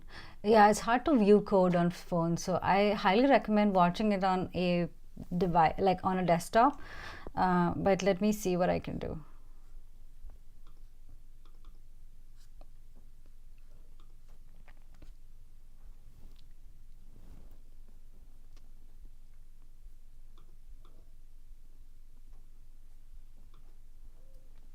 That is okay. Okay. Okay, let's keep going. All right, so yeah, I don't know why these voids are added. I would get rid of them. Invalid queries, query keys. This is missing this. Honestly, don't know like how optimized this is. So I'm gonna add a note here. Ensure folder keys dot lists is optimized. So you know, when we think about like the performance of an application, especially if it's a simple application, it's usually things like this that can be the bottleneck, right? So like where is this coming from? I don't know. I haven't seen this, so I'm gonna have to take a look at this. But what does list do?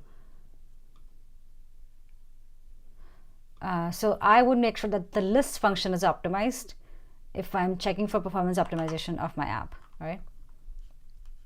Again, error.message. Everywhere you do a getting of a property, you want to make sure that it is checked for undefined and nulls.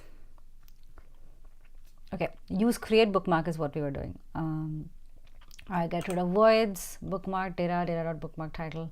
Again, same thing. Folder list, check for the optimizations of this function. Folder keys dot detail. What does that do? Oh, there it is actually. Okay, this is it.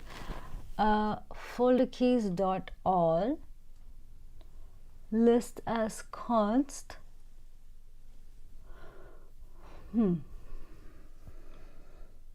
Interesting.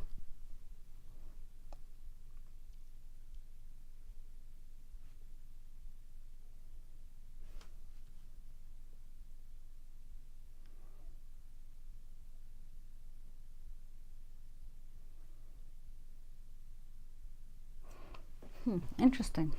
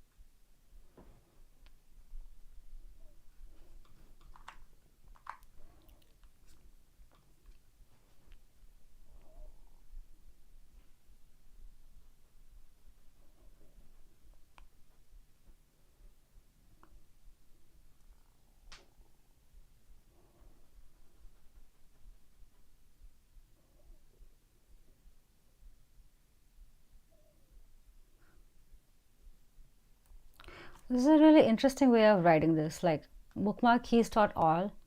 So you're going actually into this. Oh, this is a query key. Okay. Bookmarkkeys.all, and then you take the detail out of it as const. Very interesting way of writing these keys.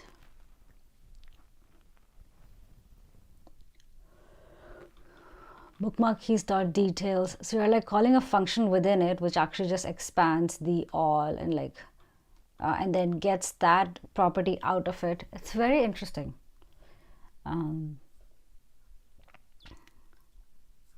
But cool. Let's keep going. Mutate, sync, set, title, reset form. Wait, where were we? Oh yeah. Handle, submit, prevent default, bookmark data. Let's check this, the form. All right, so this is coming from dialog, which is Shadcn component.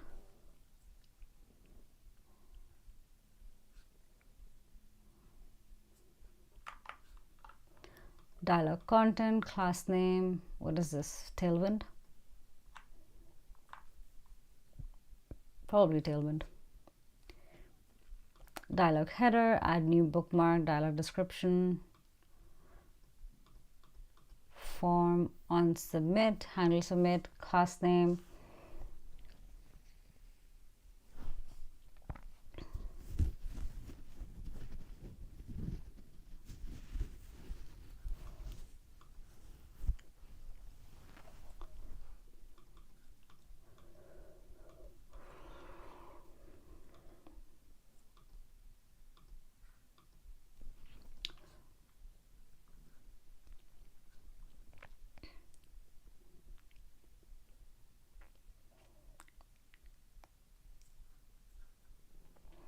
Okay, this looks fine, this looks fine. Description, I mean, there is the problem of like these everywhere, but I'm gonna move past those. Value description, on chain, set description, placeholder, disabled, label HTML4, cool. Create bookmark mutation dot error, paragraph.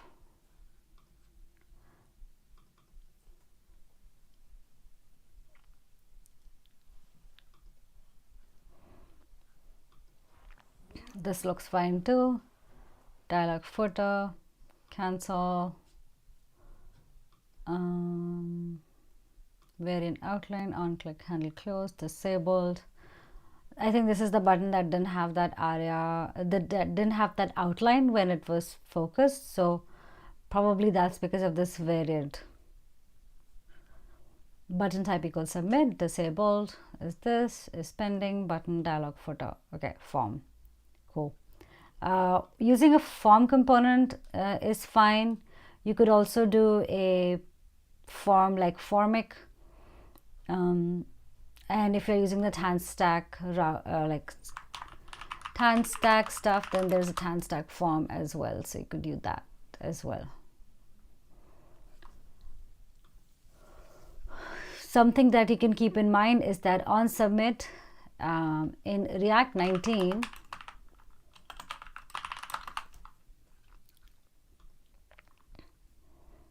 forms are different. You have something called form action. Form action. So this is how you would do before actions, but now you can do something like where's it? Where's form? Where's form?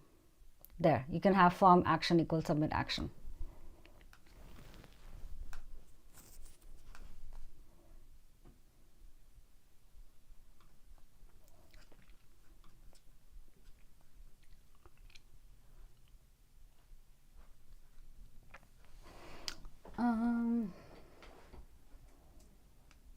I learned React.js and built some projects, but I forgot everything. Similarly in JS as well, why it keeps happening to me? Is it a lack of practice?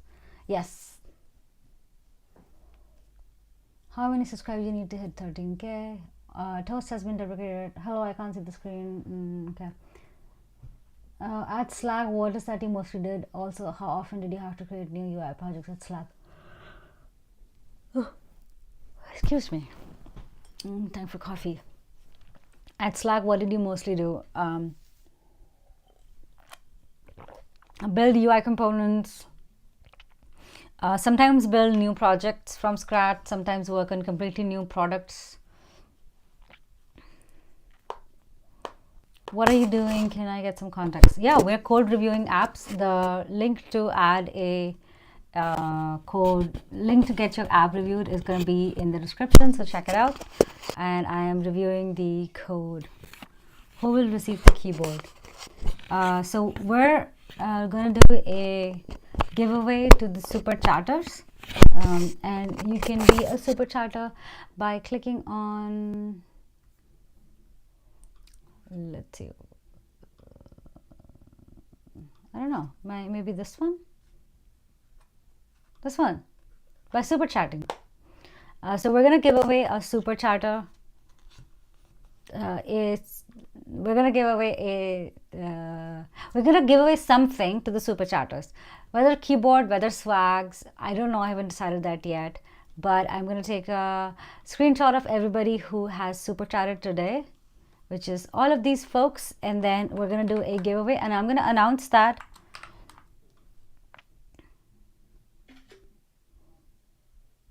at the end of the stream.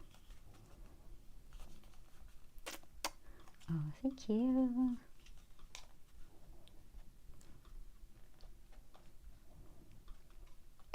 Thanks for all your support, you guys.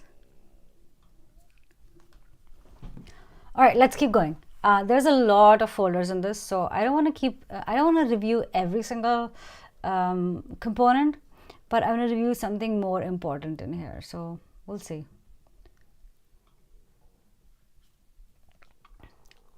Maybe let's do bookmarks.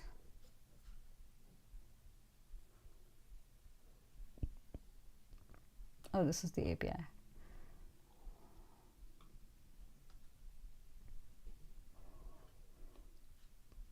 Okay, let's review this. What is this?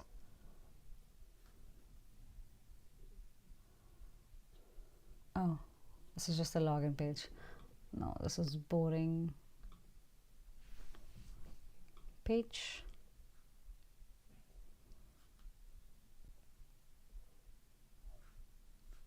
Okay, we can review this actually. Let's review this one.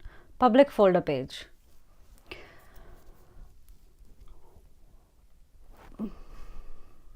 I think this is the page you see if you're not logged in.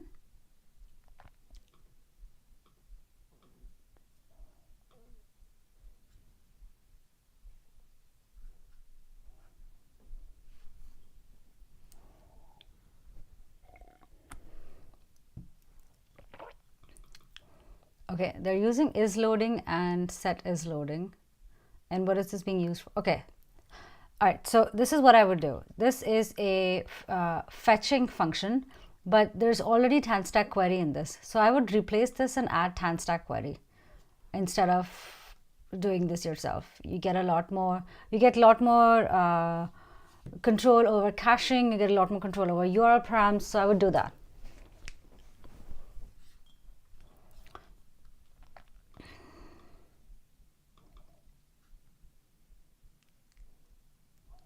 As unknown.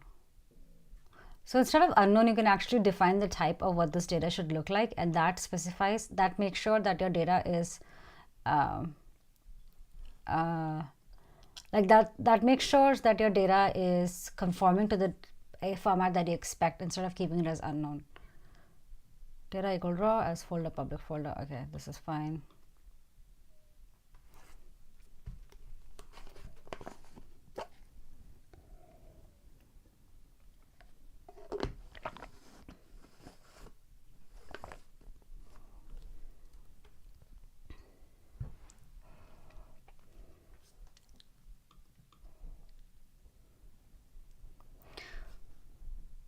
I understand this code and I don't understand this code at the same time. Obsidian or Notion? Notion. We're getting hoodies. Wait, is that a happy thing or a sad thing? Shub Shub Bolo Roshan. Hi Shruti. Hi GV.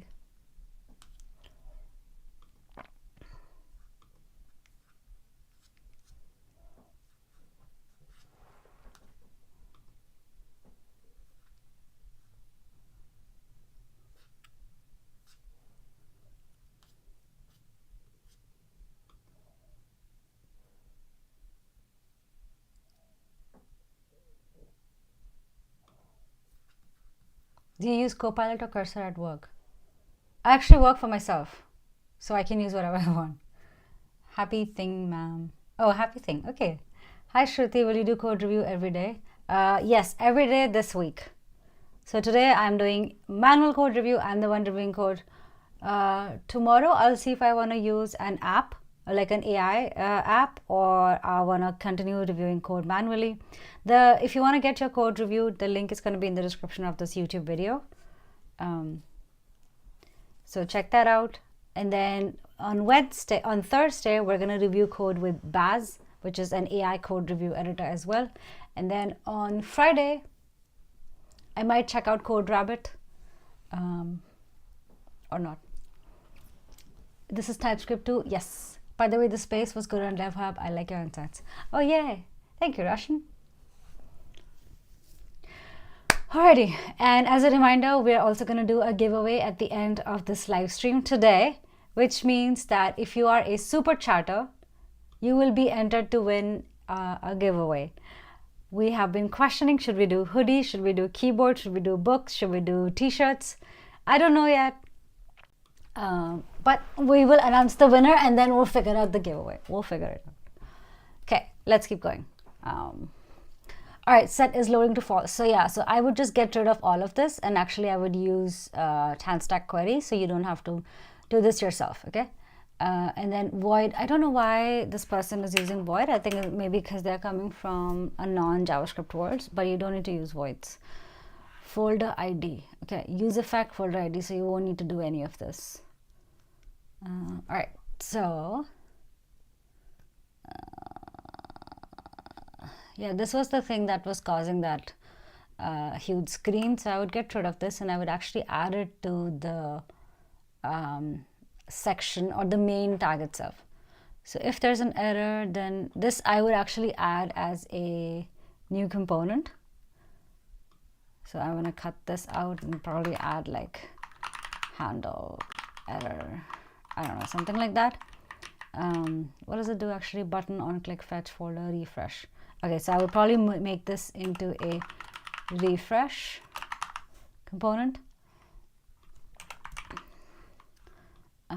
If there's no error and there's no folder, then refresh CW p class name muted loading folder.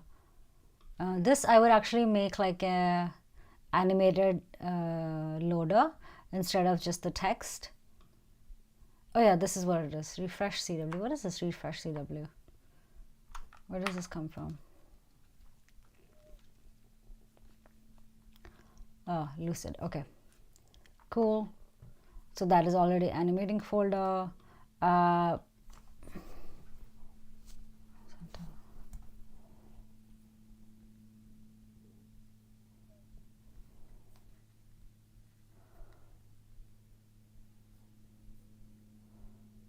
Will Ankush get 2 giveaways?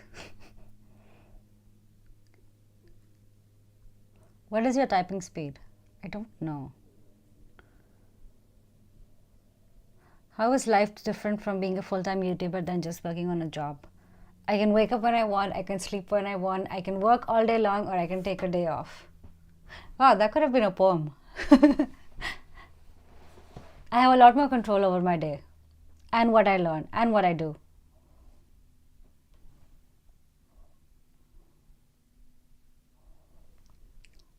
And if I get paid or not. Do you think people overuse use effect? Yes. I would not say overuse, I would say misuse.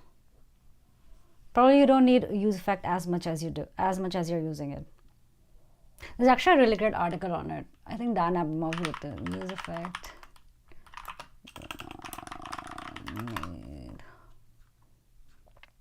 This one. If you have not read this, you should read this. And there is also another great video, which was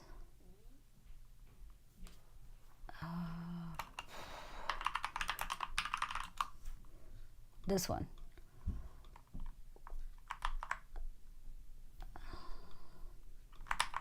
Watch this.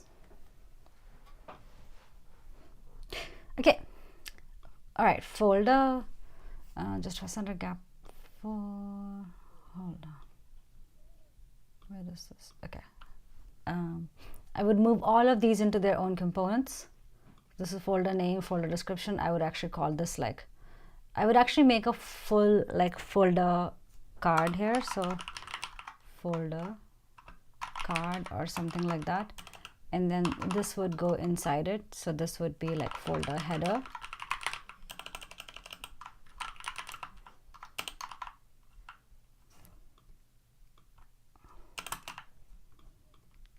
And so on.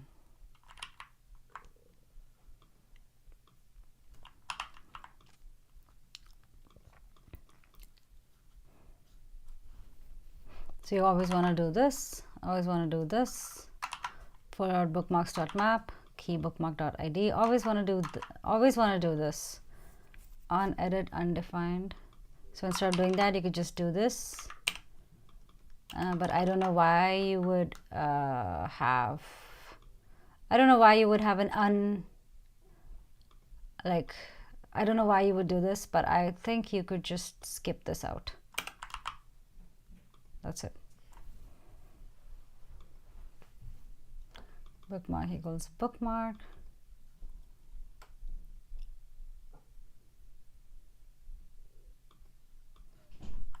So what does bookmark card do? Bookmark uses bookmark.mirrorImage. Mirror set is extracting false. What else? Bookmark does URL, ID. Okay. So some optimization you can actually do is instead of passing this entire bookmark object, you could actually extract this out and you can pass like bookmark URL and then you can just pass like bookmark.url. And what that helps you do is that, let's say in the future your bookmark object is huge, you don't have to pass it down your chain of entire components. You can just let the component, you can just filter it out and retrieve it whenever you need to.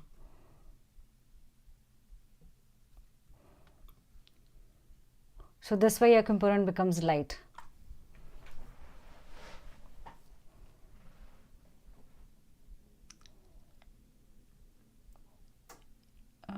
Which is more preferred in Enterprise's Next.js or React with Node.js backend? Honestly, like both of them are used. In my specific experience, I have only worked with React and Node.js backend. I have not used Next.js in any of the enterprises that I worked at.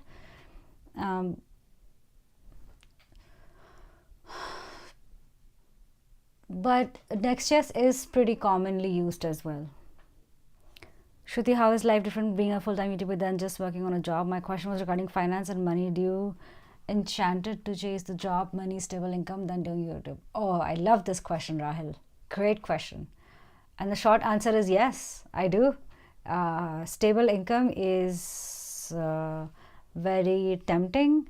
Running your own business, so being a full-time YouTuber is like running your own business, right? You always have to be on. The moment that you take a break, the days that you take a break, you're going to be missing out on like either YouTube algorithm growth or like if I don't work for 5 days, I don't have the next video.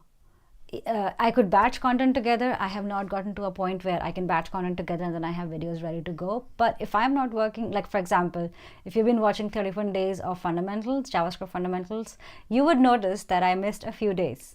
I have not put out a video in like last 4-5 days. That's because I have been so occupied with this promises video. So it's a lot of like go. But what I'm trying to say is that if I don't work, then I don't make money. And with YouTube algorithm, like with YouTube already, the amount of income is so much lower than what I was getting paid at Slack. So yeah, it is a constant struggle. But like I was saying before, like I'm not doing YouTube for the money. I'm doing it for the passion of teaching and for sharing my knowledge with the world and helping you guys. So even though YouTube is not making me money, even though I'm not as financially stable. I am still having a lot of fun, and I am enjoying my life, and I am happy. And that's what money is supposed to do, right?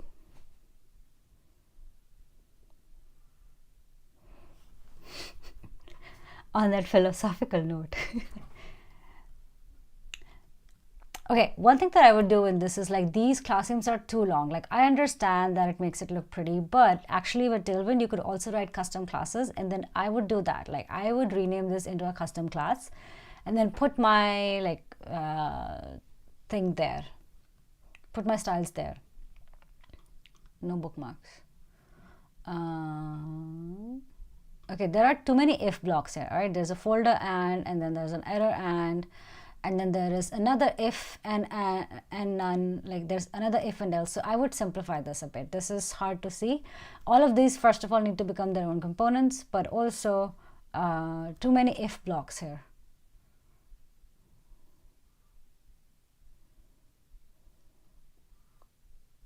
So just simplify this. Okay, let's do one more. Congratulations, Shruti. Thank you. Wait, what did we do? We're at 12,979. Cool. We're gonna get to 13K soon. Well, thank you, Odin. Sorry, guys, for digressing from code. Thank you so much for the answer, Shruti. Help. No, you got it, Rahul. I'm 12 years into QA, business analyst, product management, and taking a 6-month break to learn coding, aging the AI. Any advice, suggestions from me? Pick a language, get good at it.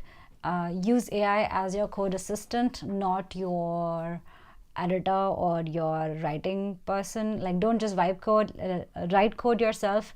If you're using code AI as your code assistant, make sure you understand every single line of code that it is writing, understand whether it is correct or wrong, because AI can hallucinate, and verify the results with a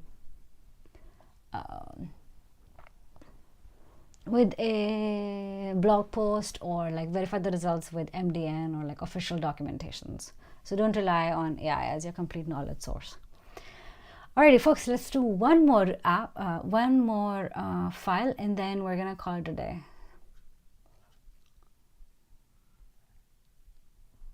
I don't know which one. Models.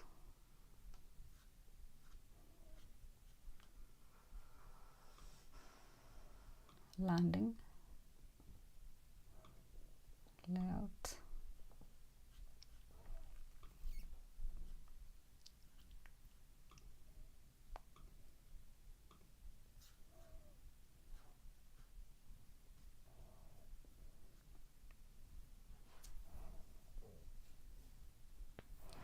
You started 2 hours ago. Why am I just getting notified? Oh, Sudarshan, thank you. Congratulations for 13K. Did we get to 13K already? Almost there, yay! This 10K celebration is becoming a 13K celebration. We're like 20 people away from 13K. If you haven't subscribed yet and you're watching this stream, please go ahead and hit that subscribe button so we can get to 13K in this stream. And we can celebrate together.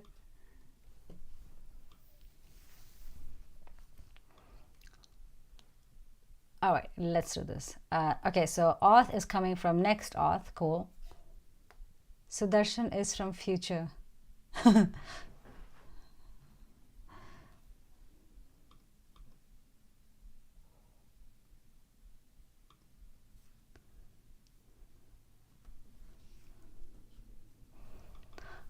Okay, let's review this page. This is the page.tsx. Yeah, that's the page.tsx. And I'm guessing this is the main kind of landing.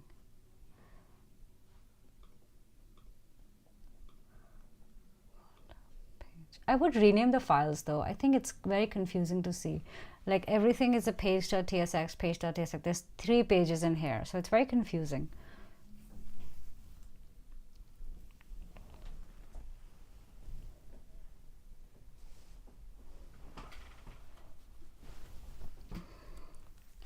Also, you guys want to see Pepper?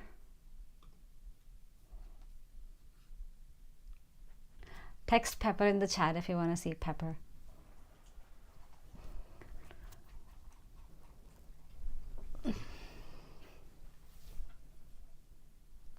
Yes, join our Discord and you'll get notified as soon as we go live. Pepper.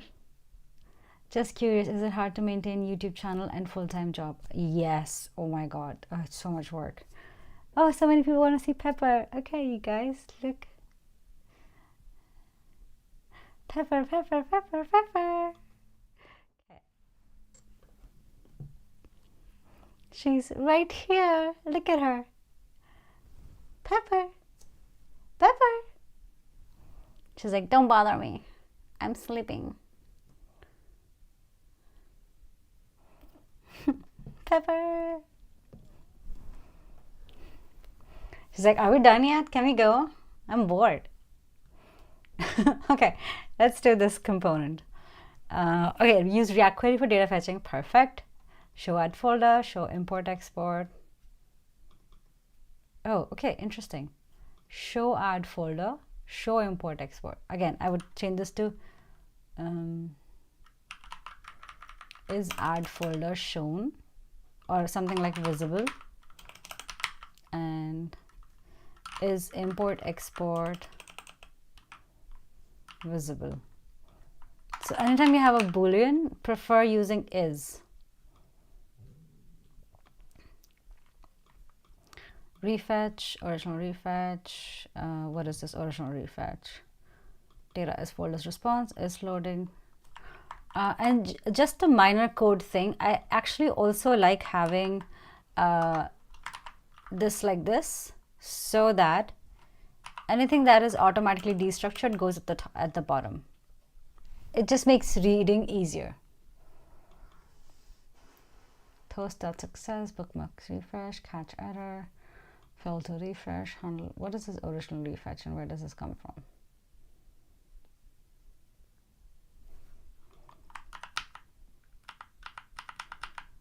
I don't know where this comes from.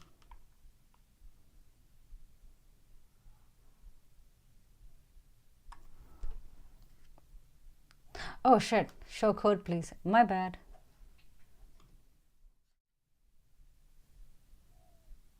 Do you play the guitar? I do sometimes. I'm not very good at it. Don't ask me to play on screen. Okay.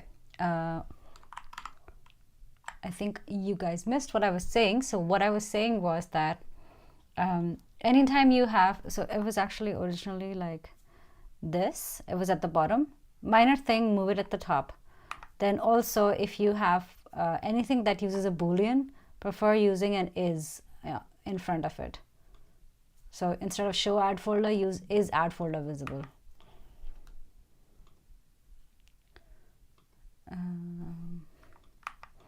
All right, and then I was looking for this original refetch, which I don't know where this is.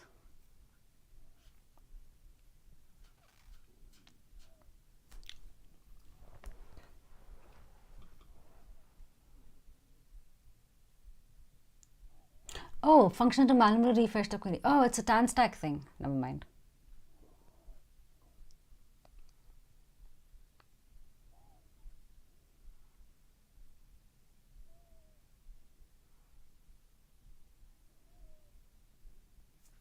Okay.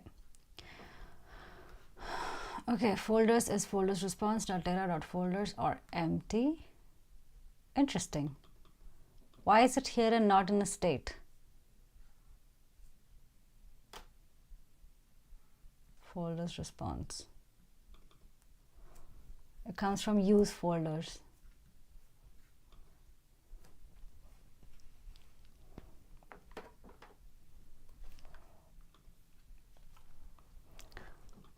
Okay, so one question I have is why is this not in use state? And we'll explore that in a bit. If not authenticated, router.push, return null. If status is loading, this I would actually put into a constant. So you should do something like status.loading. Same with this here, like status.unauthenticated. Never have strings.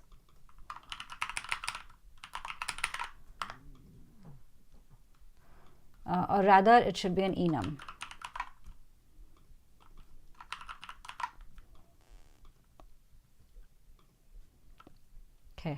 So here we're using loader, right? But in another place we're using refresh CW. Why is that? Refresh CW, Lucid. I don't think I've ever seen this. Okay. Oh, okay. So that's that. And then what is loader?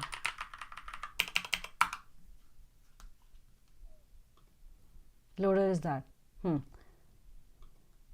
that's fine.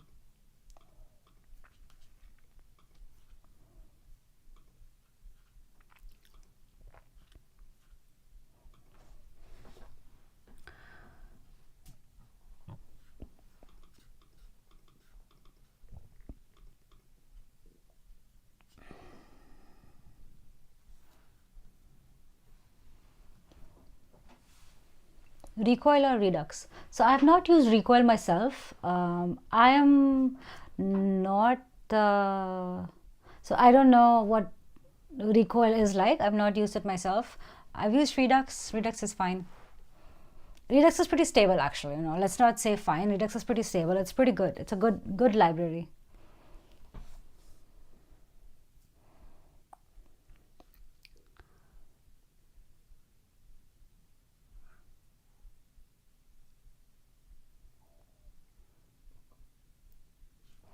Okay, this kind of thing you do not want to do in your component. You want to do it like not in the render method. You want to do it outside the render method in here.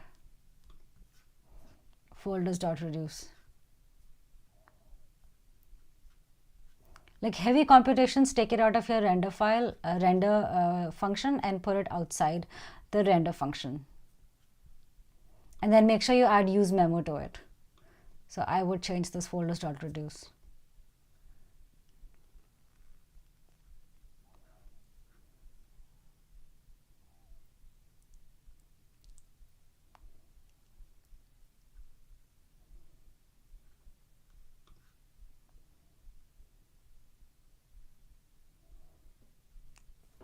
And then one thing that you want to remember if you're going to internationalize your app or like deploy it to other than English speaking countries is you want to put the strings in a JSON file. Now this is something that is literally that you have to think about when you're deploying your app to multiple places, multiple geo regions. But if you have hard-coded strings, but this is helpful if you're in an enterprise. If you have hard-coded strings, you will not be able to internationalize your app because this will not be internationalized. So you want to put this in a JSON file, and then you want to put the JSON properties in here.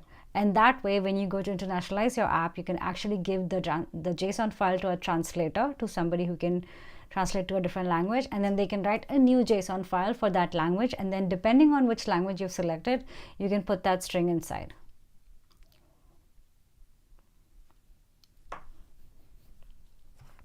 Folders.map, again, properties check.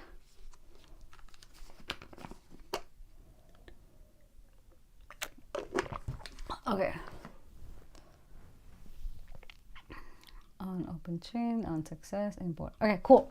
Overall, I think what I would say is that it's already has a really good bones in it. Like it's already using React Query for a lot of stuff.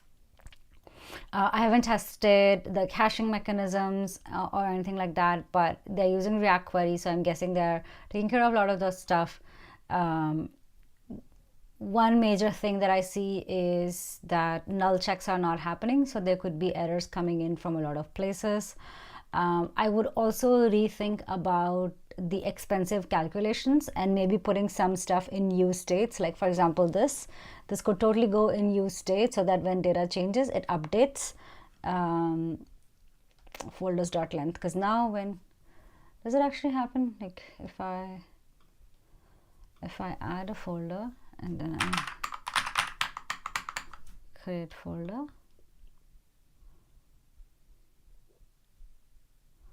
does it work properly? 2 folders, 1 bookmarks. Okay, it does work properly. So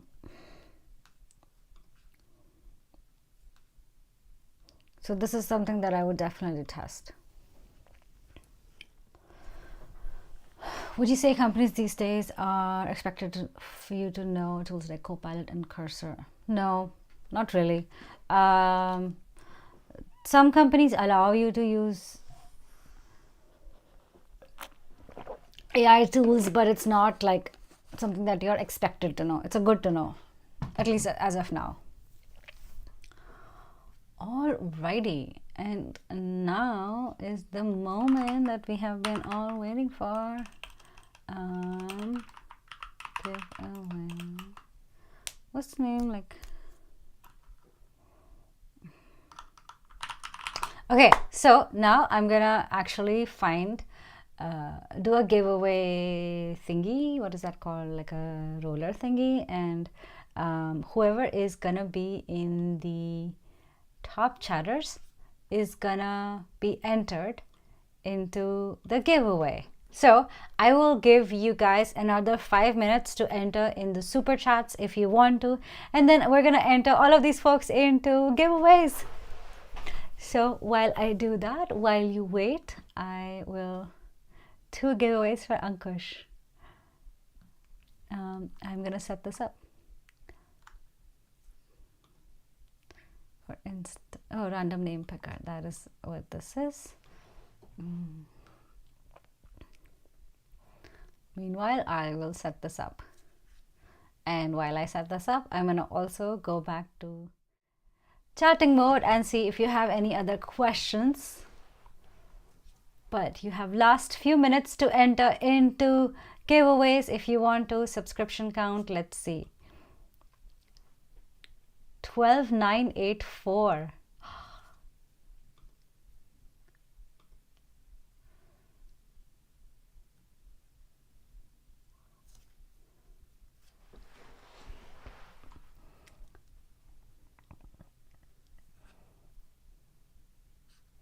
Any chance I could get, oh,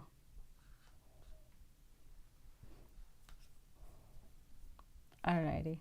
Before we do that, I'm also going to take a quick break, take a quick water break, and we will be back in like 5 minutes. And once we come back, we're going to do giveaways. So you have 5 minutes to enter into super chats if you want to, and we're going to give away either books, hoodies, or the keyboard.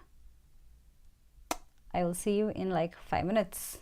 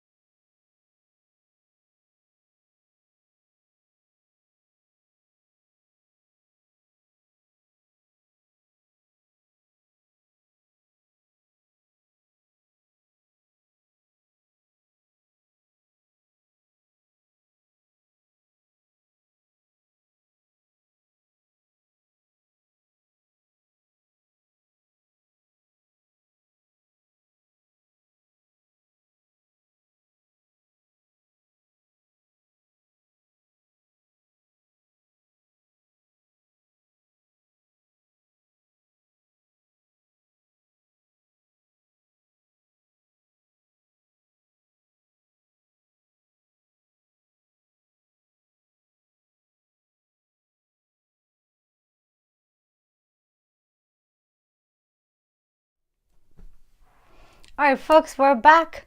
While I was gone, I saw that Shiv Kumar and Vada became super chatters. Thank you, you guys. I have entered you in the giveaways. Yay!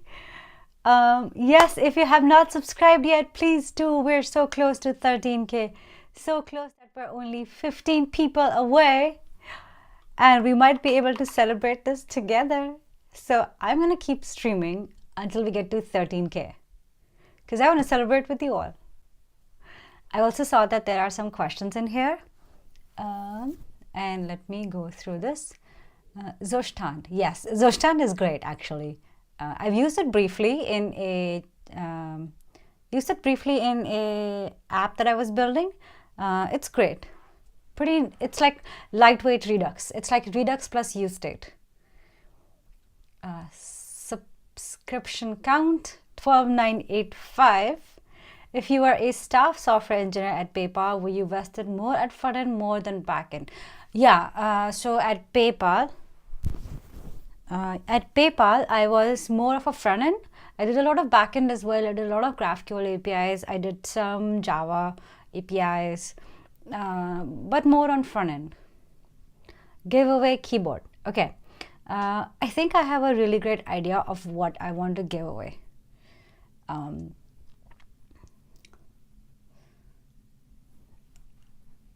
I'll do that at the end, but I have a really good idea of what I want to give away. I think I want to give you something that you can do whatever you want with, which make a guess what that is. You can use it to buy whatever you want. When should we learn TypeScript if coming from learning JavaScript? I would say learn TypeScript when actually learning TypeScript anytime is a great start. Right now you can learn TypeScript. When should you start using TypeScript is when you have more than yourself in the code, or when you have to make it an open source, or when you have to keep it as a third-party library that other people can integrate with. So anytime you have to think about other people working on your app, TypeScript is a really great contender for it because it helps to ensure that the types are fixed and any errors that come from type, like from being string or undefined or not being there, can be automatically captured.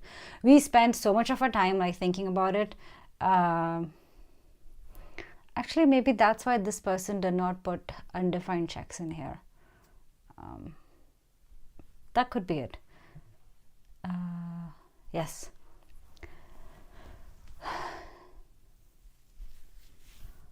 Where's everyone from? I'm from Seattle.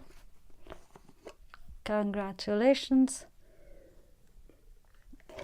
It's always fun to see your videos. Shruti brings up a different vibe altogether to the dev influencers gang. Oh, thank you, Vada. That means so much. Oh, that's such a sweet comment. Also, why is this number not going up? I hope this is not broken. Somebody please subscribe so I know this is working. Or unsubscribe and then resubscribe. I'm from Texas. Oh, where in Texas are you, Devon? Jhansi, India. Hi all. If anyone not subscribed yet, please do. We're close to 13K. Yes. Oh, thank you, whoever subscribed. I see that it's working. Yay. If someone has a career gap and wanted to be a web developer, but he's not getting selected for interview, what you want to suggest to them? 987, yeah, 13 more to go, woohoo. What would I suggest to somebody who has a career gap?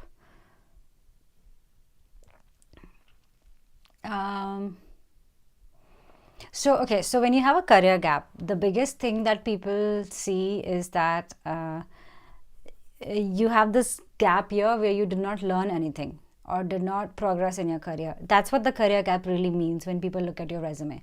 So what you want to show them is that even though you had career gap, you were still learning and progressing. And even if you were not learning and progressing at that time, you are much further than you were before the career gap. So in order to show that, in order to demonstrate that, you can build projects, you can learn a new skill, especially something that is new, right? So for example, let's say that you haven't been working in the industry for 2 years, 1 year, whatever, but now you know how to build an AI app, AI React app. You can stream it, you can capture errors, you can make sure that it integrates with like OpenAI. So even if you have that, nobody cares that you don't have 2 years of experience. Oh, yay. So I see that you resubscribed. Thank you. I think the counter is running.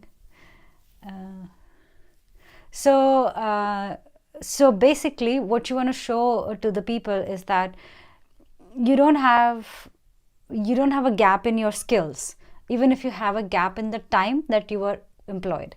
That's what they're looking for. So if you are a career gap person, then focus on the most trending thing right now, because that's probably what people are looking for right now.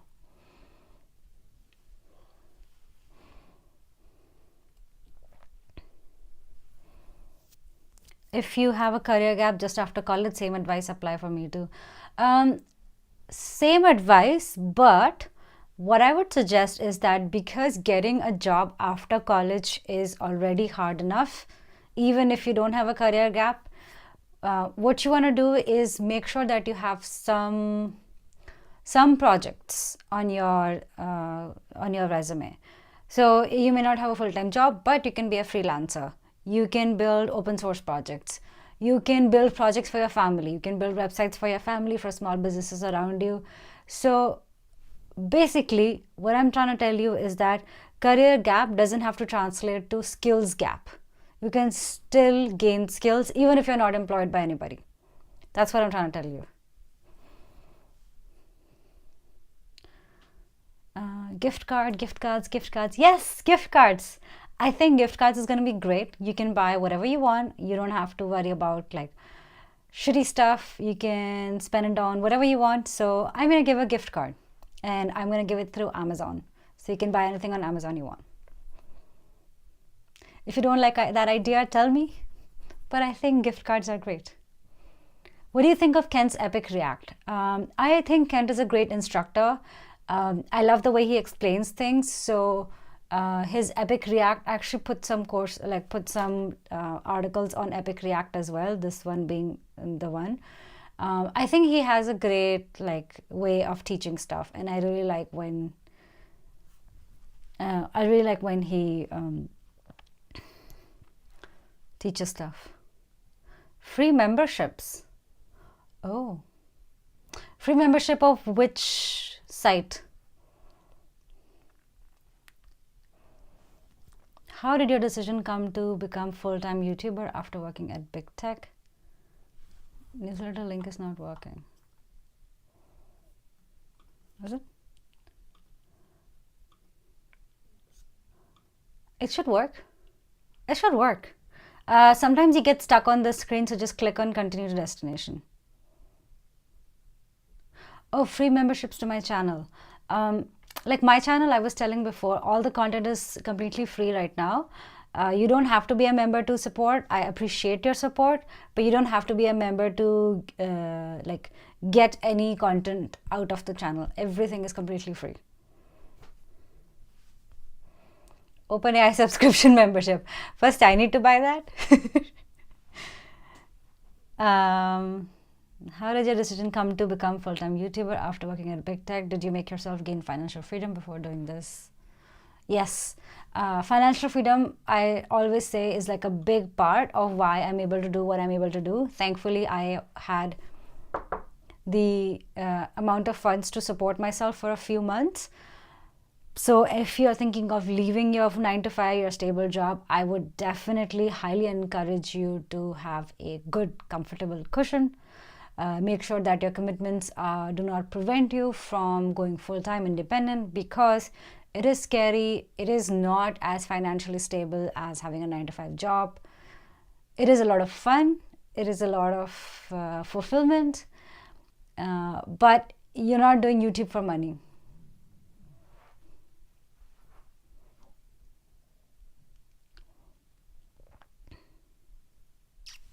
Okay, folks, if you haven't subscribed yet, hit that subscription Subscribe so we can actually celebrate 13K together. We're so close.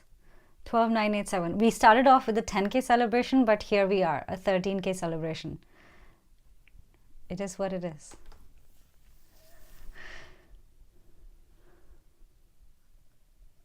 What if we have a career gap? Holy shit, it's 12:30 almost. Been live streaming for like what, 3 hours almost. Oh my god.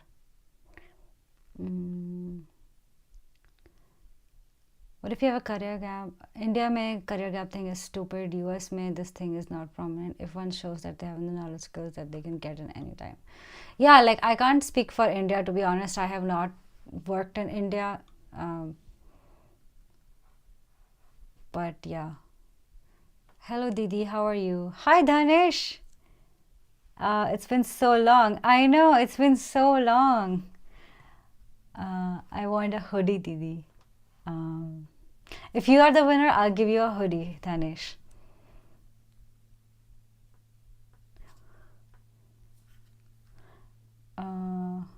Working on my skills, JavaScript, React, Node.js, GSAP, 3JS.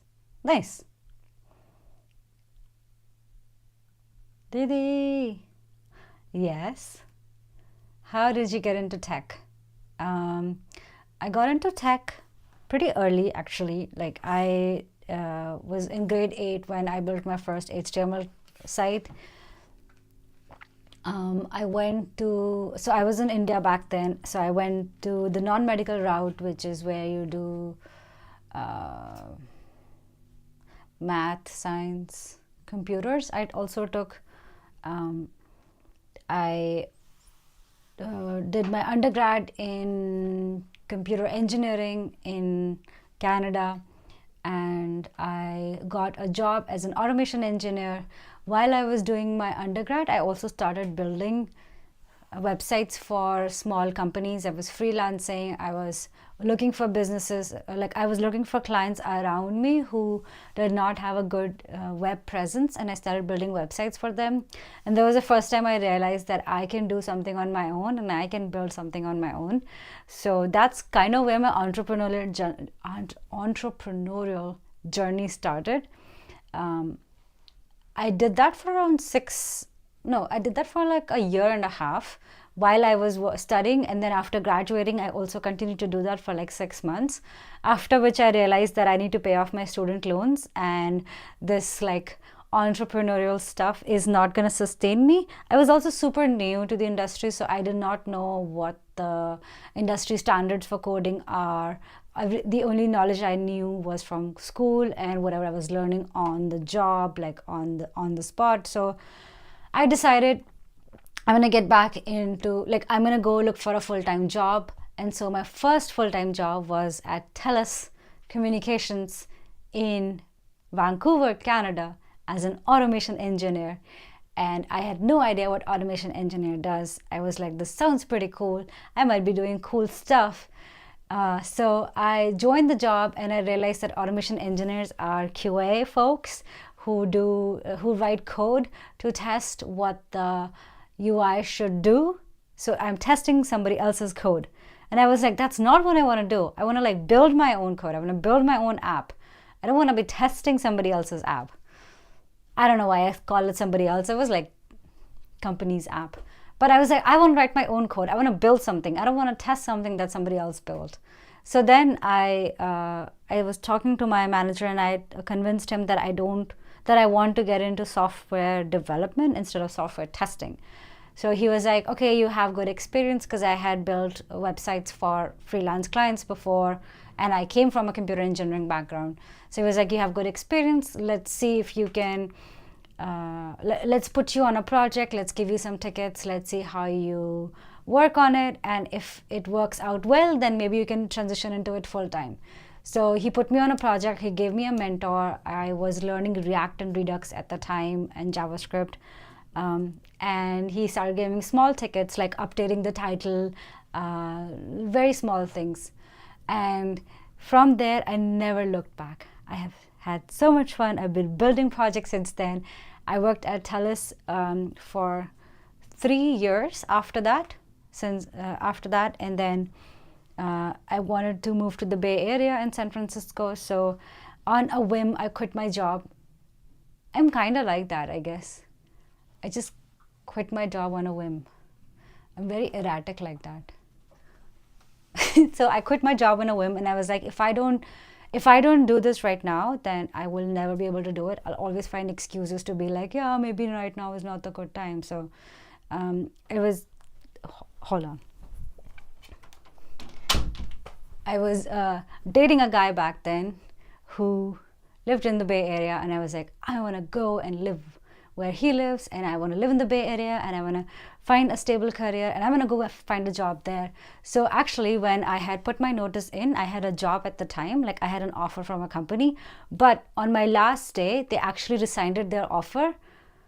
I don't know why. They rescinded their offer. So when I actually left my job, I had no job. So I like moved to Bay Area with like no job in hand and huge amount of debt, and I think I only had like a very small amount of money as well. So I was like, I'll just move. I'll just move because I'm in love and I want to get my career fixed. But that was a good move because that guy is now my husband. So sometimes you have to take risks to fly high in life. Calculated risks. And then I worked in the Bay Area for 7 years. I worked at a small company, and then I worked at PayPal for 4 years, and then I worked at Slack for 3 years. 3 years or 2 years?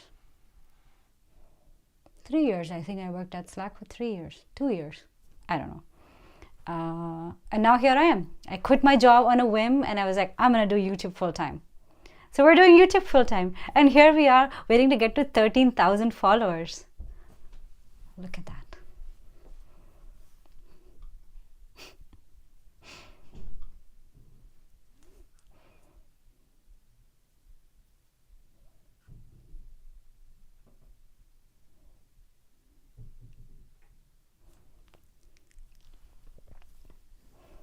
Oh, so it's a giveaway. Yes, it's a giveaway. It's very simple though. All you gotta do is go to this super chat thing and you click on the super chat, you click on super chat, and you can sign up for anything. Honestly, like even if you sign up for $1, you're still part of it. Let me put $1 in. Yeah, even if you put $1 in, you're still part of the gang. And then you get entered to be in the giveaway.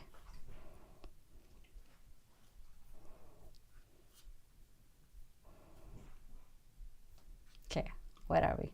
12993. Oh my god, yay! That guy is your husband. Definitely a win-win. I know. 7 to go. Damn, so close. You're from someplace outside India. No, I was born in India. It's my final year, Dee. Good luck, Danish.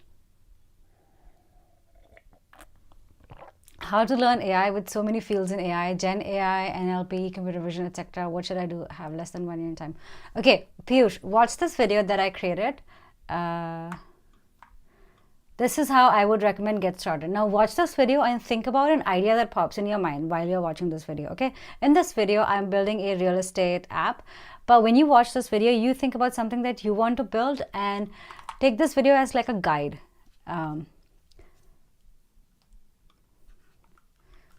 Build apps with AI. Hold on, I think I should rename this video's title. Build an AI app.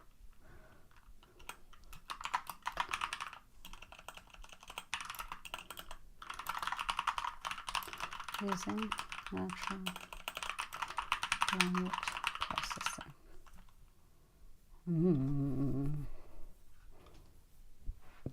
Maybe later. Okay. 12993, almost at 13K. No YouTube Premium. You don't need YouTube Premium. I don't think you need YouTube Premium.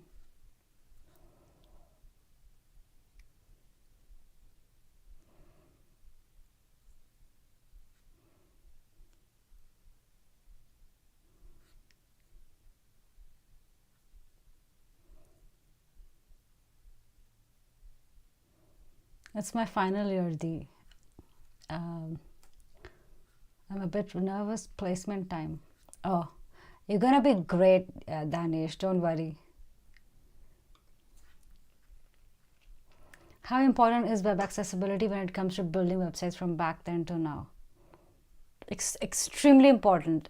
People are becoming more and more, what's the word, aware of the issues non-accessible websites have, and people are becoming more and more empathetic to the problems that this creates for people with disabilities.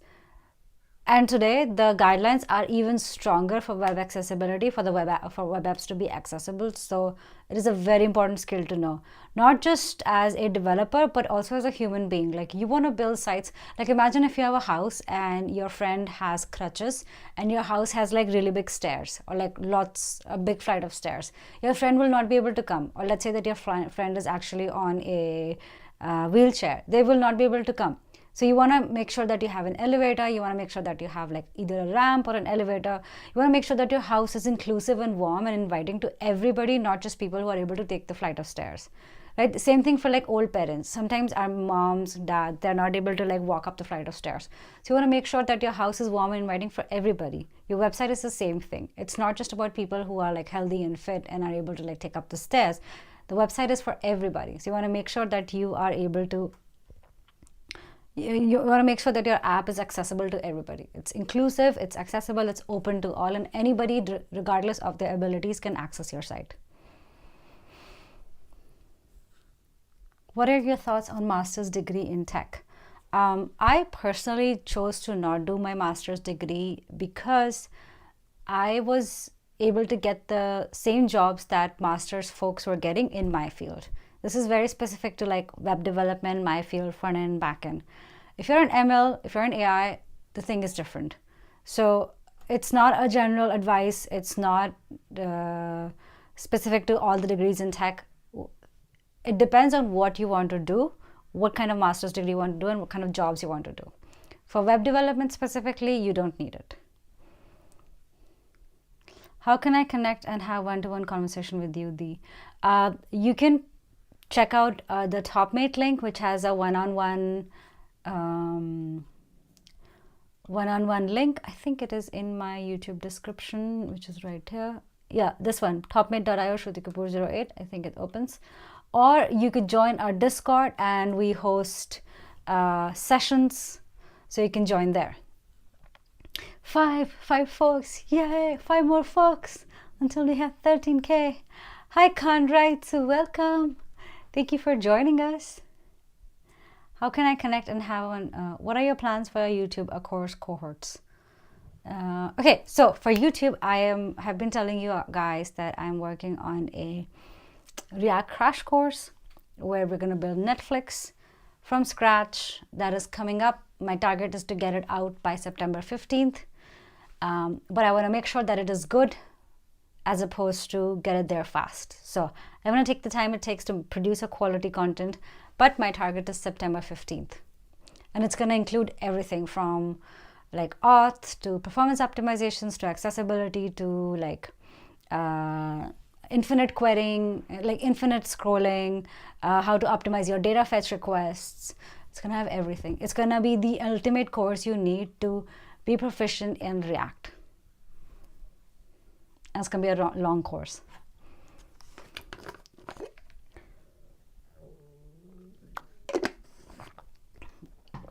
Oh my god, my stomach is growling. I'm hungry.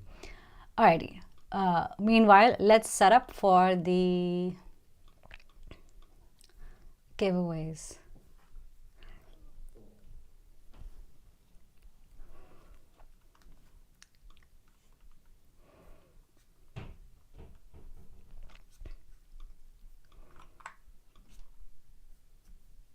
Okay, so all of these amazing people who have become super chatters are going to be entered in the giveaway.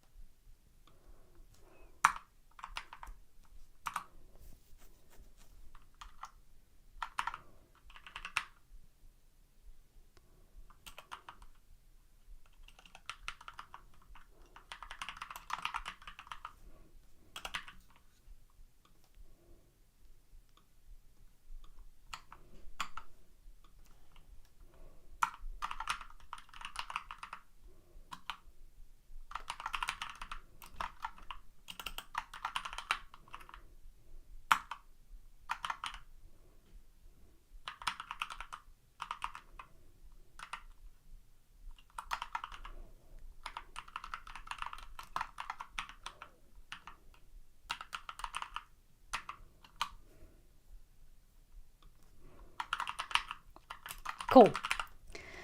All right, we're gonna do this as soon as we hit 13K, which isn't 5 more people. You were on the Code TV Web Dev Challenge, right? I was. Write Ankush 2 times. Okay, if you guys say so, I will write Ankush 2 times.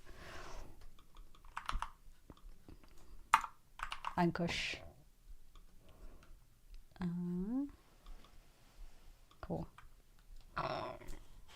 13, actually 10K, and then 13K celebration.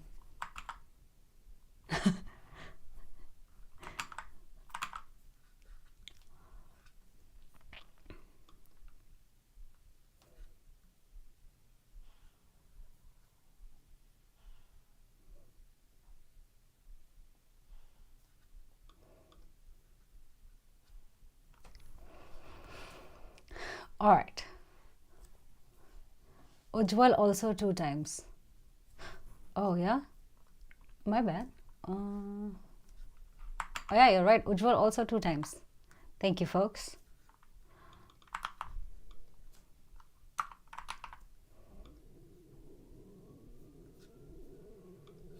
Cool.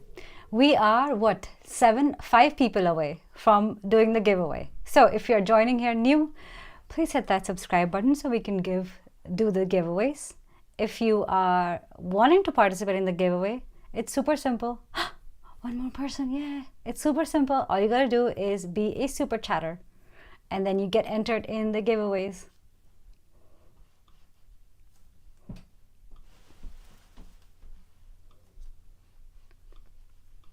Okay, let's see, what other questions are there?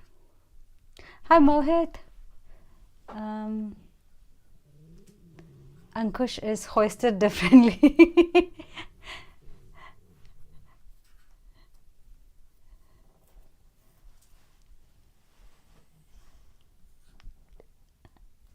Aneen Arahi, good night, Dee. Congratulations for 13K. Didi, keep going, keep shining. Ah, thank you. We should write logic to select max 1 person. Max 1 person. Oh, 1 person, it says.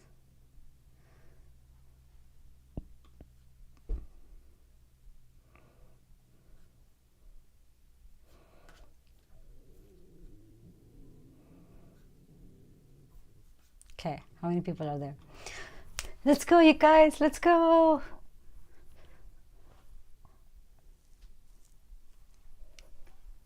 I am a Flutter dev. I want to learn backend development. I'm confused between Node.js or Fast API Python. Which should I start with? They're both good options. Depends on what you want to build.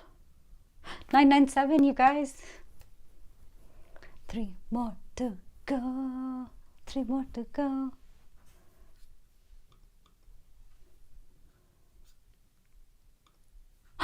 Two more to go. I am getting nervous now. In 10K AMA celebrating 13K is wild. I know, right? I have one question. Why it's so hard to get a job as front-end developer as a fresher? What to do? I actually answered this question a few times in this stream. So watch the stream. But 2 tips I will give. 1, build projects that you have listed on your resume. 2, network and get your resume reviewed. Put yourself out in front of people, and when you do put yourself out in front of people, make sure you have something tangible and cool to show them. Subscribing from my parents' mobile. Yes, go! 12,999. Oh my god, so close, so close. Pepper's like, what's happening? Let me show you Pepper. Pepper's like, what's happening? Huh? Look at her. She's like, what's happening? Let's go! Let's go! Let's go, Pepper! Holy shit!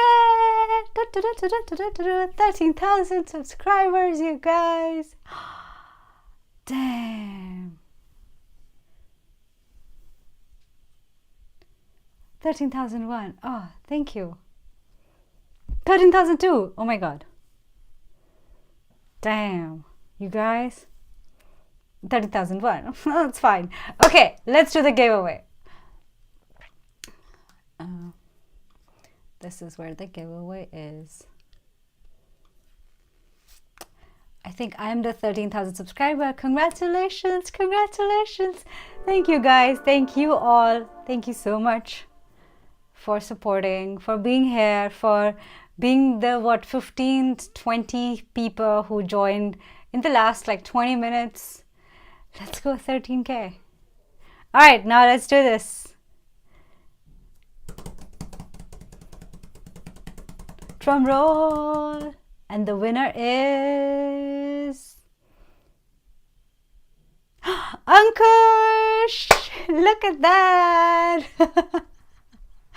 Oh my god, this is awesome. Yay! Congratulations, Ankush, if you're still watching. I had a feeling it's gonna be Ankush. But there we go. Thank you to everybody who participated. We're gonna do more giveaways, don't worry. I know this time it was very like last minute, what the hell, but we're gonna do more giveaways. Everybody's gonna get a chance. If you are in Discord, which you should be, the link is gonna be right here, bit.ly/Shruti Discord. We're gonna do another giveaway. And for that, you don't have to pay anything. I know YouTube is weird. It's very hard for me to like find people. In Discord, we're going to do another giveaway. All you got to do is hit an emoji and then you're in. But folks, thank you so much for joining me on today's stream. I'll be back tomorrow to review another app. Just a reminder, what we did today was we reviewed this app, Stasher. One of our community members submitted this app. Reload window. We went through the app on Code Sandbox and talked about what this looks like, what are some problems, things like that. So tomorrow we're going to do more of this. We're going to review another app.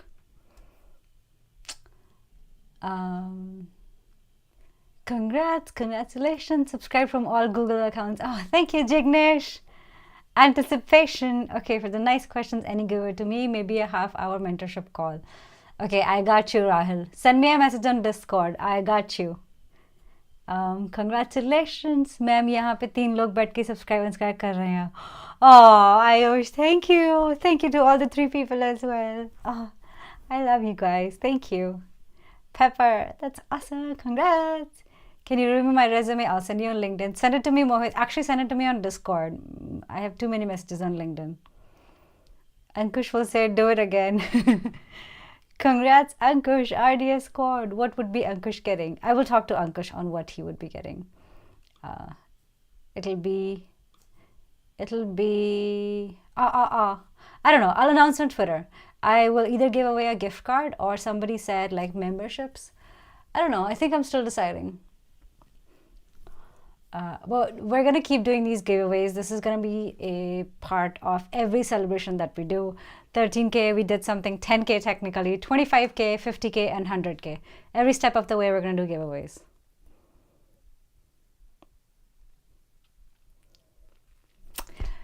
So, folks, thank you so much for joining me. I will see you tomorrow in another stream, another code review thing.